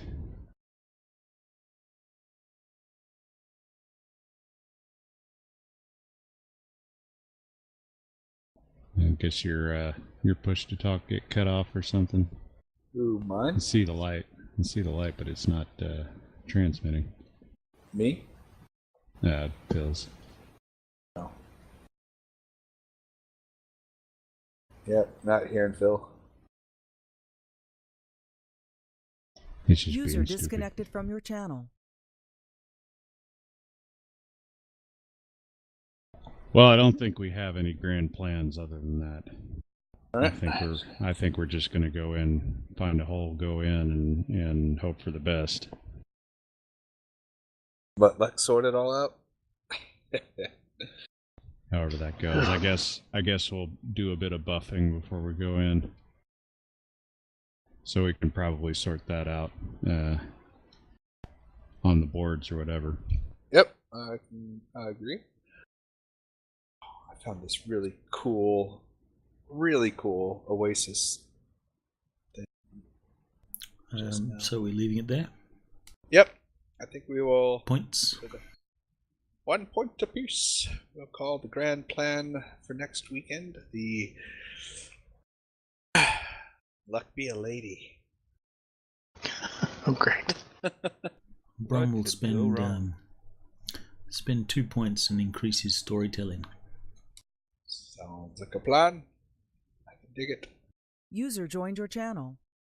I hear you.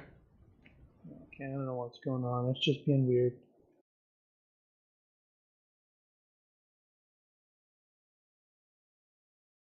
It would have been an interesting alternative to their current location. That's not bad.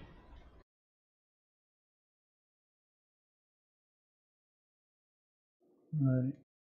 Oh, okay, so I guess we're logging off then. Groovy. Yep. So next week we will invade the mosque. And get Yeah, Cool. just stream out. Stream out. Thanks, Good night, Street. y'all.